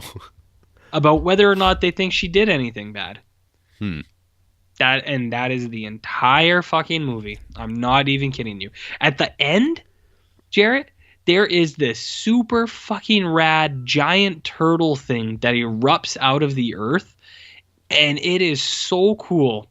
And you're like, "Whoa, where did this come from?" And it's there for a minute, and the characters run away from it. That's it. It shows the turtle, and then they all run away from it, and that's the end of it. Get away from that expense. Yeah, but they had it there already. It was already done. I don't know why they couldn't just like keep it going. Well, but anyways, yeah, that one was real bad, man. It was very, very boring. There's nothing to talk about. Well, that's the end of Full Moon Entertainment, but we're not done yet. Oh God, what else? So Full Moon Features, Full Moon Studios, whatever you want to call it. It's been so. God, I was like only about like a third of the way through that book, and then I started flipping ahead and reading through more chapters, and it's like, holy shit, Band is just like all over the map. He is trying to stay afloat so bad, but we're still kind of in the early days of that. So early on, he starts like he's got like a whole suite of movies he wants to make. One of those is Head of the Family, which is yet again another kind of like knockoff of a Jack Kirby concept. This one going back like 40 years prior in some obscure comic book that nobody knows until this existed. But yeah, Head of the Family. What can be said? This movie starts off pretty strong with some like very post-Tarantino style writing and dialogue and characters. But dialogue's so good. But like not like Tarantino dialogue, but like real like fucking mean, stupid dialogue that is so funny. Like characters, the people talking the way that you wish they talk in movies because it's at least hilarious because it's just so dumb. We got to see a lot of banging in this movie. Yes, you do. With my new favorite actress. What's her name again? Creep. Lovell. You gotta watch. You gotta watch Nightmare Sisters for some of that sweet Michelle Bauer. Yeah. Yeah, Jacqueline Lovell from Forrest Gump. Come on. Yeah, that's her only movie. She's in. No. Then she's in a whole lot of porn and softcore and stuff like that. Yeah. Something called Vovita 2000. Yeah, exactly. There you go. You summed it up. Yeah, man. Anyways, keep talking about Head of the Family. Jacqueline Lovell. She's wonderful. I imagine if I'd watched this movie when I was 13, when this movie came out, I would have like rewound a lot, injured my penis. My God. Yeah, she's just bouncing up all around this movie. Good Lord, man. So this movie is like about this like kind of like low life Southern hick guy who winds up kind of like working for this like head man, this man who is a head. He's like one of quintuplets. One where it's like, here's a giant dumb muscle man, here is an eyeless guy, and here's like a chick with huge fake tits, and they're like trying to do something. They have some sort of goal in this movie. I'm not exactly sure. He experiments on people. That's right. Yeah, he has like a whole bunch of cells where he's doing lobotomizing and stuff like that. Yeah. So this like period, I'm not going to get into these movies. I watched Hideous with an exclamation mark, and I watched Blood Dolls. The thorough line between these three movies is they all feel like Rob Zombie's favorite movies kind of, because like Yeah. they're so Yeah. similar. They're not as well made as a Rob Zombie movie. Like Mhm. when people give shit to Rob Zombie, I get kind of mad because like no, he knows what he's a pretty decent like director. He just needs a better writer because Yeah. essentially it's like him trying to direct like a Charles Band movie from the 90s is what like House of a Thousand Corpses feels like, because that movie like it's so much like these things. Mhm. He's like awful, shitty, loathsome characters standing around arguing in rooms, talking and talking, and then you get some like some like moment of a gross thing happening, and then they go back to talking and moving into different rooms. These movies are all just the same. They're not horrible movies, but they're just boring and not good. You wish they were better, especially Head of the Family. Apparently, it was like quite the hit. Like apparently, it is like the highlight of this era. There was talk of a Bride of the Head of the Family to come. Ooh. Never materialized. But and you look at that hideous movie poster, it's wicked. Head of the Family poster, awesome. Blood Dolls, it's just Charles Band loving his dolls and making make more movies with like miniature dolls, but like they're not as good as the old days even. Yeah, I don't know, man. Head of the Family was pretty disappointing for me. Yeah, I liked Head of the Family. It is kind of boring. There's a lot of people talking. There's not enough gore or killing or anything like that. But you do see the big head a lot. And I just thought the dialogue was so funny. Like the guy's like, you're a big turd in a little bowl. I was like, that's funny. And then the guy talking about like, he's like, you don't slaughter the dairy cow, you just skim the milk. I was like, ooh shit. This guy's got some deep stuff. And the one that really made me laugh is when the guy with the eyes takes his glasses off, and the guy was like, holy shit. He's like, you got some big eyes there, brother. It's something like that. I thought that was really funny, but I thought Head of the Family was all right. I like the big head, giant head. The compositing of making him appear on the screen as other characters though is like so shitty, and I'm like, why? This could have been done better.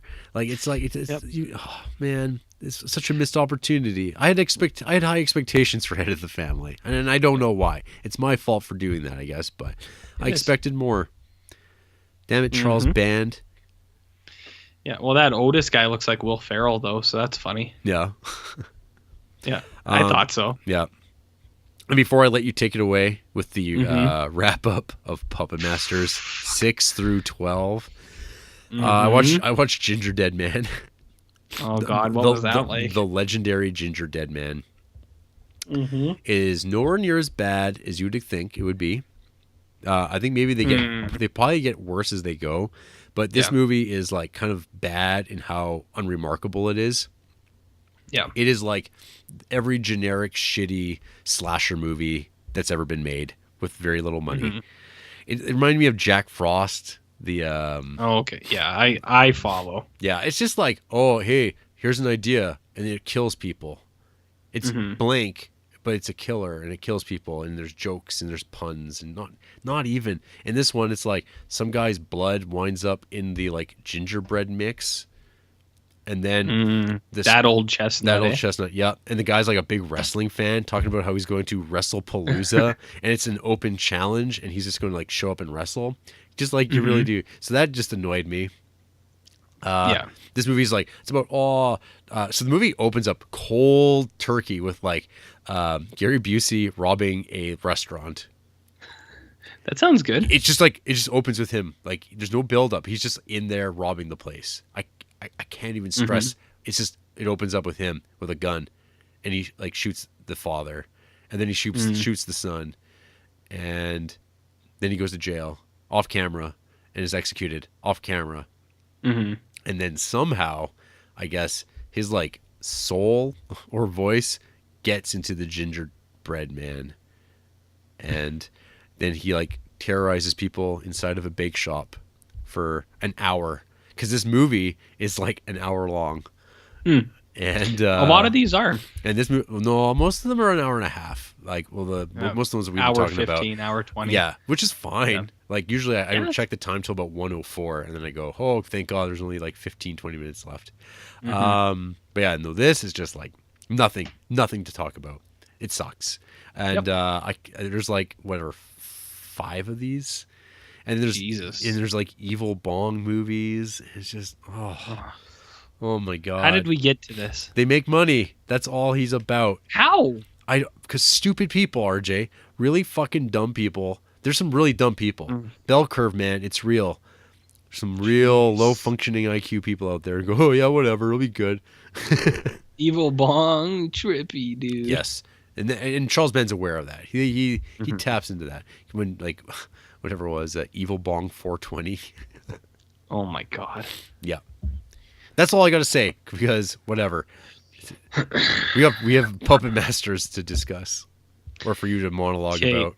So as I said before, 1 to 5 is something else completely. 1 to 5 are like decent enough movies that are worth watching. I think if you had to watch any, you could just watch. If you only wanted to watch 1, just watch 2. And if you are actually into the series, you could watch 1 to 5 because there's some good stuff there. 6 to 12 is some of, and this isn't hyperbolic here, man. This isn't exaggerating. Puppet Masters 6 to 12 are some of the worst fucking movies I have ever seen. Ever. And I watched some pretty bad stuff, dude. Some pretty bad stuff. And so the biggest problem is they ran out of money, clearly. Yeah, they have no money anymore, like a sixth of what they had before. Yeah. And they do stop motion movies. To do stop motion, yeah. Ran out of money. They abandoned what was working. They tried to do something different. That didn't work either. They tried to go back to the original stuff, which wasn't the right stuff to go back to. This is where everything gets really convoluted and confusing. So Puppet Master 6 is Curse of the Puppet Master, which is the worst Puppet Master movie out of all 12. I'm not kidding. This is from our boy David Dakota, whatever. Puppet Master 6. So if you remember Puppet Master 5 ended setting up the nerdy guy to be the Puppet Master now. Cool. This thing throws away all of that. You find the puppets are at like a geek show out in the fucking woods by this weird old guy and his daughter. This like weird doctor guy who has these huge fucking hands. And he explains it. He's like, oh, well, we bought this chest in a yard sale one time and the puppets were there. They're alive. And you're just like, all right, that's pretty fucking weak explanation, but okay. And then they encountered this guy who works at a gas station who pumps the gas named Tank. And he's like kind of simple. And they let him come live with him because he like makes stuff out of wood. And this guy's like, oh, fuck. This guy can make me a new puppet, the master puppet. Because apparently this guy's into a master race or something. On the sidelines, you have cops looking for a missing person and this group of dudes who try to rape the daughter, none of which is very interesting. This movie really fucking sucks because the puppets are in it for, I would say, less than 5 minutes. Less than 5 minutes. You have things like the guy who gets brought in the house has dreams that he's being turned into a puppet, like his stomach is like wooden gears. You have this really boring, unnecessary story about these people that you don't fucking care about. Then when you do see the puppets, it is the absolute worst animation that you'll see in the entire series, where it is very clearly a doll that they bought at a store somewhere for $20 and some guy's holding it by the feet and just kind of bobbing it along the camera. You have that. Anytime it does show like any actual animation of the puppets, it's footage from previous movies. Right. And you're like, okay. There's one cool thing in this where you see like, so the doctor guy is trying to put humans into the puppets to make a master race for some reason. And you see like one of the previous versions he did, and it's this thing that's like kind of a guy, kind of a puppet. And that actually looks really cool. It's like this aborted fetus kind of thing. But then you go back to the story and you have this simple guy who's like, for the entire fucking movie has been like whittling the perfect puppet out of wood. And then in the very last like sequence, the doctor has him on a table and he's like putting his essence into the puppet that he made. The puppet that he made is a metal robot on like a treadmill like kind of thing with a TV head. It's never explained. It doesn't make any sense. And the the transmutation, whatever, that doesn't make sense either. A lightning bolt hits the guy and then hits the robot, and then the guy's face is superimposed on the robot's TV face. And then the guy is the robot now. And he goes around and shoots the doctor, and the doctor dies. That is the end of the movie. This is the worst piece of shit. One of the worst movies I've ever seen.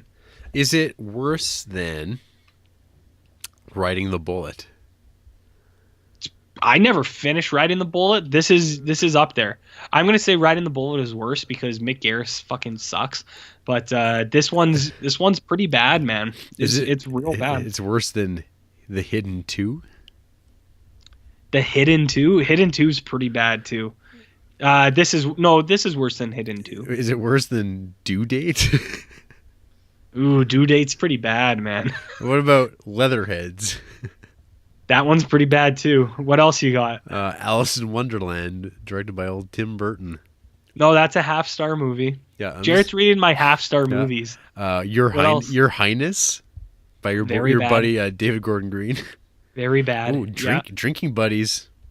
That movie's a piece of shit. That movie really sucks. That's on Netflix, and it's oof. The Jarrett pick of Apollo 13 or Apollo 15. 18, sorry, I can't read it this size. That one's very bad. Puppet Master's worse. Mm-hmm. Puppet Master 6 is worse than that. Sleepwalkers. Puppet Master 6 is worse. Yeah, I mean, I imagine that there's a big drop with Puppet Masters to any of these. But, and of course, Ninja Turtles. Yep, Puppet Master is worse. Yeah. Georgia Rule. Puppet Master is worse. 2012. Puppet Master 2012. I gave half a star. Yep. That seems mean. I didn't think that movie was that bad. Oh, yeah. Well, Puppet Master's worse. All right, there you go. And then we go to the rest are Puppet Masters. The rest are Puppet Masters. I'll fly through these. This is what I think a lot of people argue is the other worst Puppet Master movie, also by Mr. David Ducata. Retro Puppet Master, which I would describe as the worst episode of Doctor Who you'll ever see. This is featuring Greg Sestero from The Room. Yeah, that's right. Oh. This guy got a real movie. Yeah, or a real movie. Yeah, this guy got a movie. So Retro Puppet Master tells the story of how Andre Toulon learned the Egyptian secret. This thing feels like a BBC made-for-TV Doctor Who Christmas special. I think Doctor Who is really stupid. I'm just going to say it. It is like accessible sci-fi that like people glob onto, but I don't really get it. I've tried. I don't like Doctor Who, whatever. This movie is just like about this guy. He learns how to do things, but he has like prototypes of all the puppets, but they're not the actual puppets. Like they're just wooden versions of all of them, but they're not painted or have their costumes. So that kind of sucks because it doesn't even have the puppets in it. I can't imagine. That must have been really important. And they said, oh man, we have to do it this way because it's the most artistic way possible. It has nothing to do with money or financing. Mm-hmm.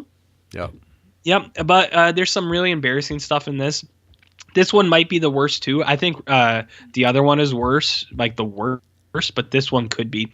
It has like Egyptian guys like shooting green fucking lasers out of their hands, like trying to get back. You find out that in this one, the Egyptian thing is like, it's just like a chemical. It's not even a fucking like, has anything to do with Egyptian culture. It's just like some compound, whatever. Retro Puppet Master is pretty bad. I think the other one's worse, but either of those two would just be a complete waste of your life watching either of them. Next we have Puppet Master The Legacy, which is not a movie. It is a clip show of clips, 5 to 10 minute clips of Puppet Masters 1 to 7 with a framing device. There's a framing device. Yeah, it's like there's a guy who's working on the puppets, and some girl breaks into the house, and she's like, "What do you mean puppets are alive?" And he like they play. I'm not kidding you. They play an audio cassette recording of Andre Toulon describing how the puppets came to life. So they try to put things in chronological order. Like it goes retro Puppet Master to Puppet Master 3 to Puppet Master 1, then Puppet Master 2, then 4, 5. Then 4, 5, and then 6. So they try to get around all those things that they did, but whatever. This movie, it's not a movie. It's a clip show thing. So I think from when I was reading the timeline of this too, like this movie got dumped out into like theater after like there was like a long gap. But of there being no puppet masters, but like Charles Band thought it would be better to like keep it alive by just putting this out, even though like he had no money at this point. Like that's what it feels like. The state of Full Moon was like non-existent. Like it was like actually not happening anymore. Like he was doing all this like directive like micro budget film stuff. Like it was sad. It was so sad. Yeah. No, that's what it feels like too. It's not a movie. It's just something that's there. And then we go to the Axis trilogy. These are the new Puppet Master movies. Mm-hmm. This one came out in 2010. But in there, you're forgetting Puppet Master versus Demonic Toys, because that's. Well, I watched that one after all of these, but I guess I can talk. Timeline wise, it fits in there because he needed that. He needed some money, so he sold these rights to Sci-Fi. Yeah. Okay. Yeah. So he sold the rights to Sci-Fi. So you have Puppet Master versus Demonic Toys, which is actually a Christmas movie. This one stars Corey Feldman as a like ancient descendant of Andre Toulon. And so it's in the future? Present day. Oh, so how is he that ancient? Toulon's not that old. He's it's present. No, he's like the great grandchild of Andre Toulon. Okay. So not not ancient. Anyways, so he has like this gray hair and he's got this like spunky little kid. And so what happens in this movie? Corey Feldman is really bad in this movie, like really, really bad. It's okay. Hold on. I got to think about this. One for a second. He's like trying to recreate the formula because he knows the whole story about the puppets. There is at the same time, there's a toy company run by the lady from Kingpin. You know, the lady with the tits from Kingpin. Yeah. She's running a toy company and she wants the Toulon toys. So she is like sending spies to steal the toys. Corey Feldman finally animates them. And then they're alive. They fight them off. But they're all damaged. So Corey Feldman has to fix them. And what his daughter says is they're cooler than ever. They have robot arms now and robot limbs instead of just puppets. They're not cooler. They're way worse. They look stupid. The lady who works at the toy company is working with a demon. And her dad sold her soul to give her whatever she wanted. So she works with the demon who has given her the demonic toys. And he actually has like one of the most sinister plans ever. They make all these toys to go out on Christmas to, on Christmas Day, kill all of the children in the world. Holy shit. Because all of the children, Jarrett, because they are innocent and innocent virgin blood is more powerful than anything in the world. So that's what they're going for, which is actually pretty fucking... It's pretty ruthless, man. Oh, by the way, David S. Goyer wrote this movie from 2004. A mere 4 years before he would contribute on The Dark Knight. Well, he wrote Batman Begins a year later. Yeah, exactly. So they're doing that, and then their paths cross later, and the puppets fight the demonic toys, and it's okay.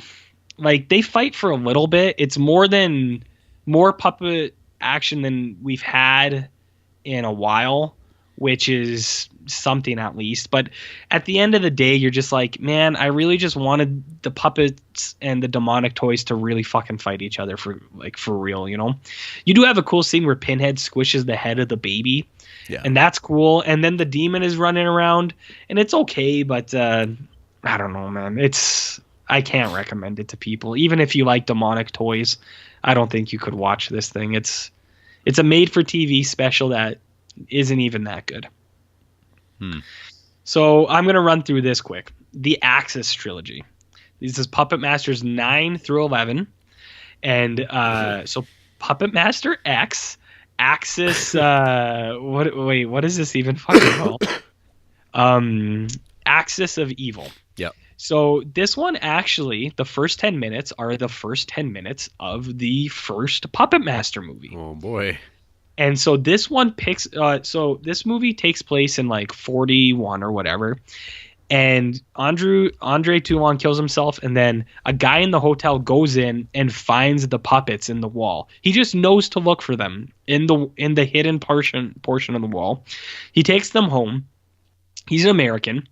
And then what you have is a movie where the puppets don't exist, and you have this American guy trying to fight the Nazis and the Japs.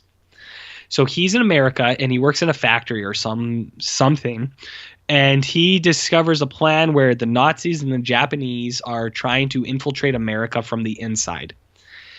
What you find is you have this guy he discovers a ninja puppet, because, of course, the ninja puppet has to fight one of the Japanese guys later. Because that's more appropriate, Jared. Right.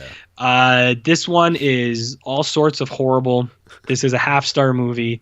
It's unwatchable. It's shot on like new digital cameras, and it just looks cheap. And the puppets aren't in any of these movies. They're just like, it's like Charlie Brand like trying to tell his like World War II movies. And there's also puppets there, but not really. So that one's really bad. And then next, 2 years later, you had Puppet Master X, number 10, Axis Rising. This one is really, really boring. But this one, you at least have some puppet action. It's better than the other one. The Nazis create their own puppets. They have like a tank one. They steal the boob bazooka thing from Austin Powers. So they have like a Nazi female who's a puppet that fights. There is a werewolf puppet, and then they have a very racist Japanese puppet who is like a kamikaze thing with Japanese eyes, and he just runs around going like oh, and like trying to blow stuff up. This one, the plot of this is it's just the same as the first one. It's the kid, and they're on to him now, so he goes and they fight again. This one's also very bad. And then we come to the last one, Jarrett. For now. This is what it's all been building to. Puppet Master Axis Termination, which came out last year.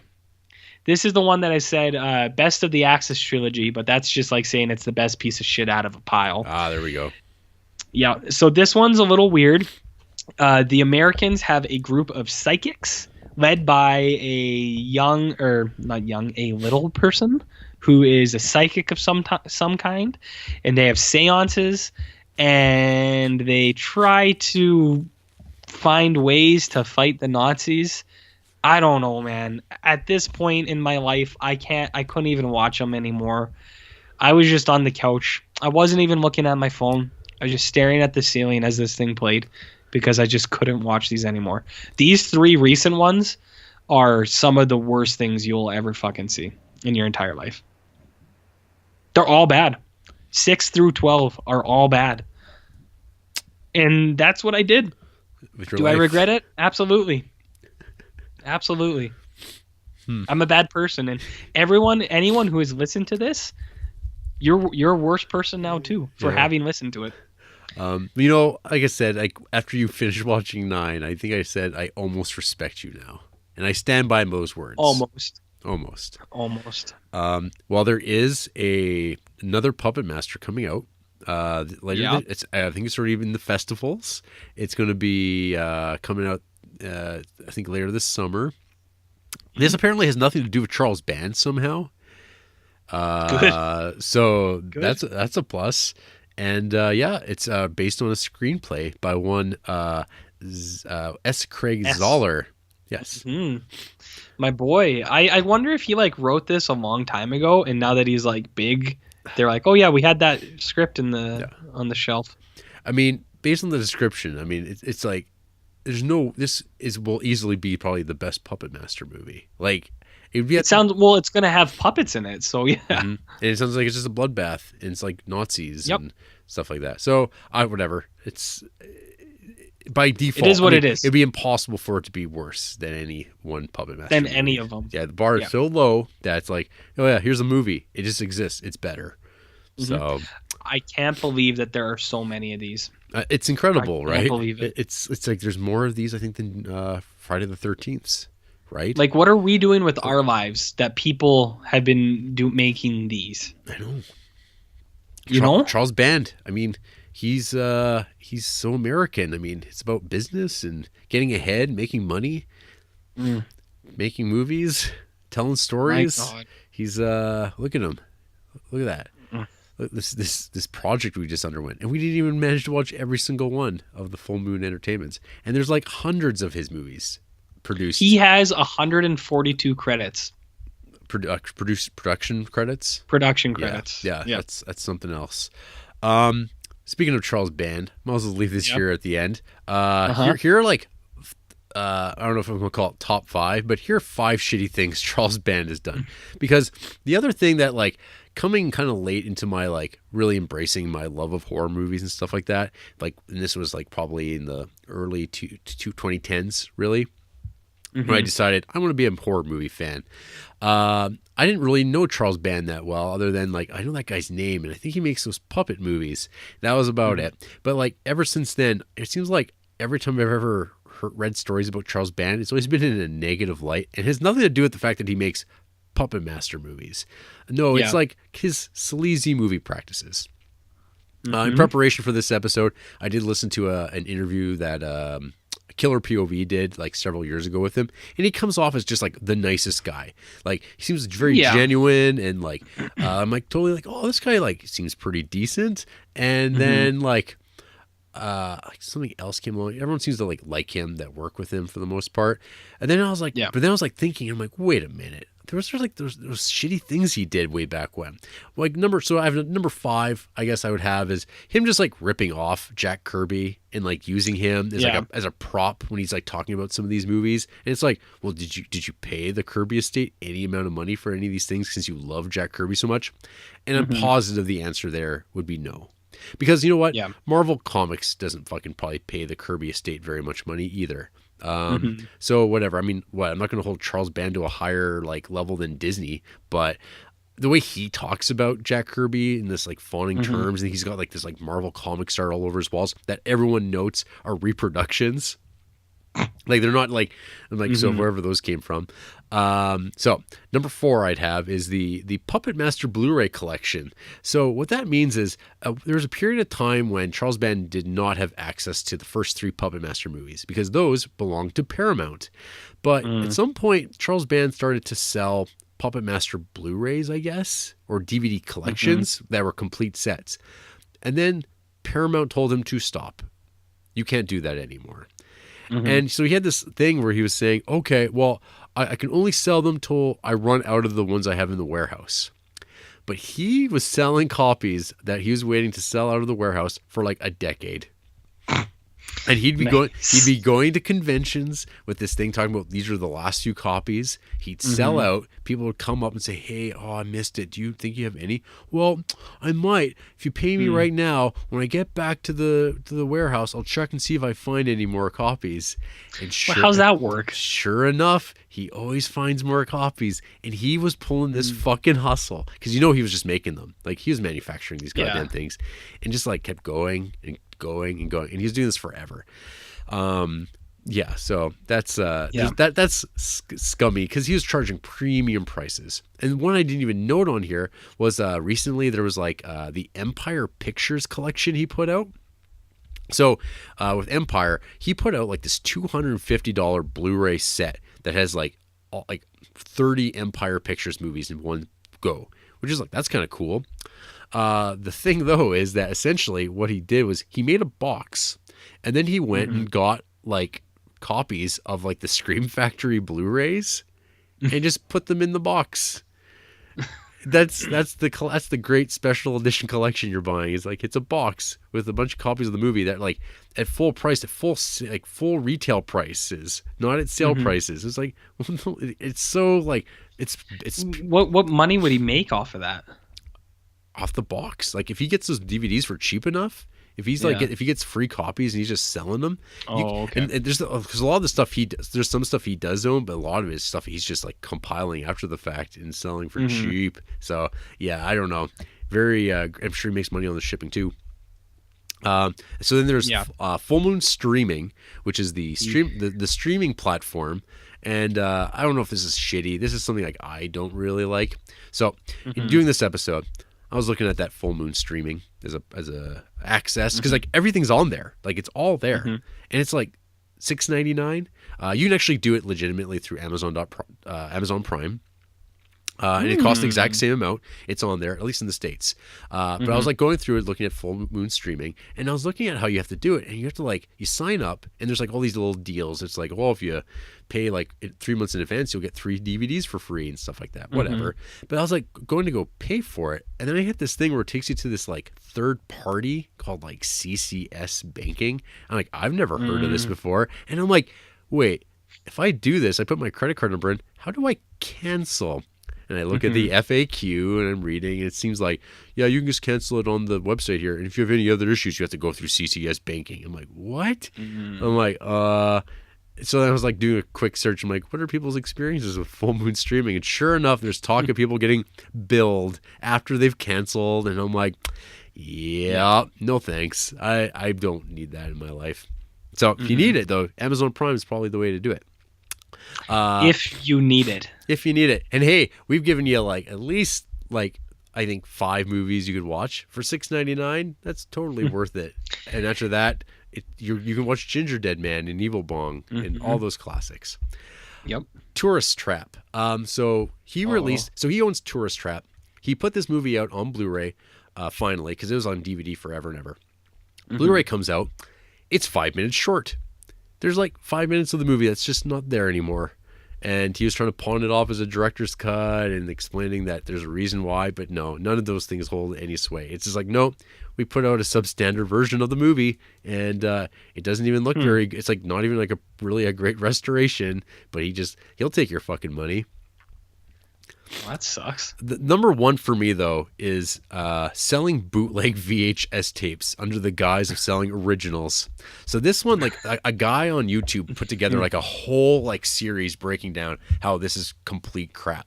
So one day, and this is like a few years ago, Charles Band posts on his site that, hey guys, guess what? I just found a warehouse filled with original VHS boxes. And what I'm going to do is I'm going to repress all your favorite movies, and you can have them in the big boxes, the big VHS boxes, not the old little ones that everyone knows, but the big boxes. It's like awesome. People will be really happy. They're like $50 a piece. Ugh. And but under the idea that they're like original, but they're not. And like this guy does this whole breakdown showing them side by side, showing the additions, showing the paper quality is different. They're super glossy in a way that they shouldn't be. Like it looks very contemporary. There's like logos and dates on it that don't make sense. It's just like total like fuck off. Like, and you know what's funny? I didn't mention it, but when I was watching Sorority Babes and the Slime Ball, there was a 20-minute long bumper promo before the movie.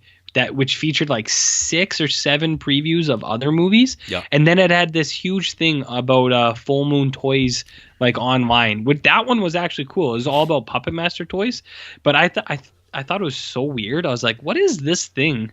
Like this 20-minute long promo before a movie.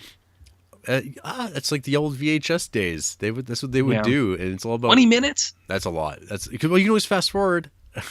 I did. Yeah. It was still 20 minutes. I know. Well, you got to fill that tape, I guess. But yeah, I mean, one thing that we didn't even talk about at all is like, I guess like one of the things that you could credit Charles Band with kind of like normalizing was he had the magazine that he would put at the end of all these tapes, the Video Zone, Oh, yeah. and they were all the making ofs of these movies. That's cool. Yeah, which is like Paramount didn't want them because they're like, that costs money Mm-hmm. and that takes this much up on a tape, and we have to add that much more tape. That's 25 cents a tape. That's times by 50,000. That costs us the tens of thousands of dollars to put like this crap on that no one wants. But he thought it was like really cool to have it because it just added like, oh, here's some behind the scenes stuff. It doesn't really cost that much to shoot, but Yeah. he was a proponent of it. So I mean, like up until that point, if you wanted special features, you were watching your Criterion laser discs because that's where special features were found, not on VHS tapes. So yeah, there was like one. Hey, there's like one thing that he did that wasn't shitty in or Puppet Master movie, or selling people like bootleg VHS tapes for like $50 a piece. What a guy. What a guy! And then I mean, so when are you gonna start ordering those comics in all the Puppet Master comics? There's 5 trades. I want a 1-for-1 scale Pinhead and a 1-for-1 scale Torch, and I want them for free because of what I had to go through. And that's it. That's it. That seems fair. There was also, I forgot to mention, there was a point like 1 to 5 Puppet Masters, Pinhead's arms were actual real human arms. Yeah. And then 6 to 12, it's just the doll, whatever doll they can buy. And it really takes the magic away from it, because that was my favorite part, was seeing the real human male hands, like adult fucking size of your face hands coming out at people. It's so special, and they blew it. Well, I think that's it. Yeah, I think that's it. I think we're bad people. More time given over to Charles Band and Puppet Mastery. No one will ever do this again, and no one ever wanted us to do this to begin with. Very true. So yeah, you've been listening. This is Criterion Creeps. This is Ghoul School. You can email us at criterioncreeps@gmail.com and tell us your thoughts about Charles Band and puppet movies that are half-star movies. And thanks for listening for 4 hours. We're on Facebook. We're on Instagram, Letterboxd. I'm Jarrett Duncan. He's Barnloaf. We're on Stitcher, iTunes, Google Play, YouTube, all those good things. And yeah, tune in for our regular Wednesday episodes. They get posted at least on Wednesday nights, where we talk about those Criterions. This week we're going to be talking about something called Scarlet Empress. I've seen the movie before. RJ hasn't. It's I think a far cry from Puppet Master 6, Curse of the Puppet People. Curse of the Puppet Master. Get it right. Yeah. Fucker. I'm done. I'm done here. You got any final things? Any words of wisdom? I'm done forever. I honestly don't think I'm ever going to watch a movie again. Ever. Wow. Bold statement. Uh-huh. Good night, folks. I'm dead.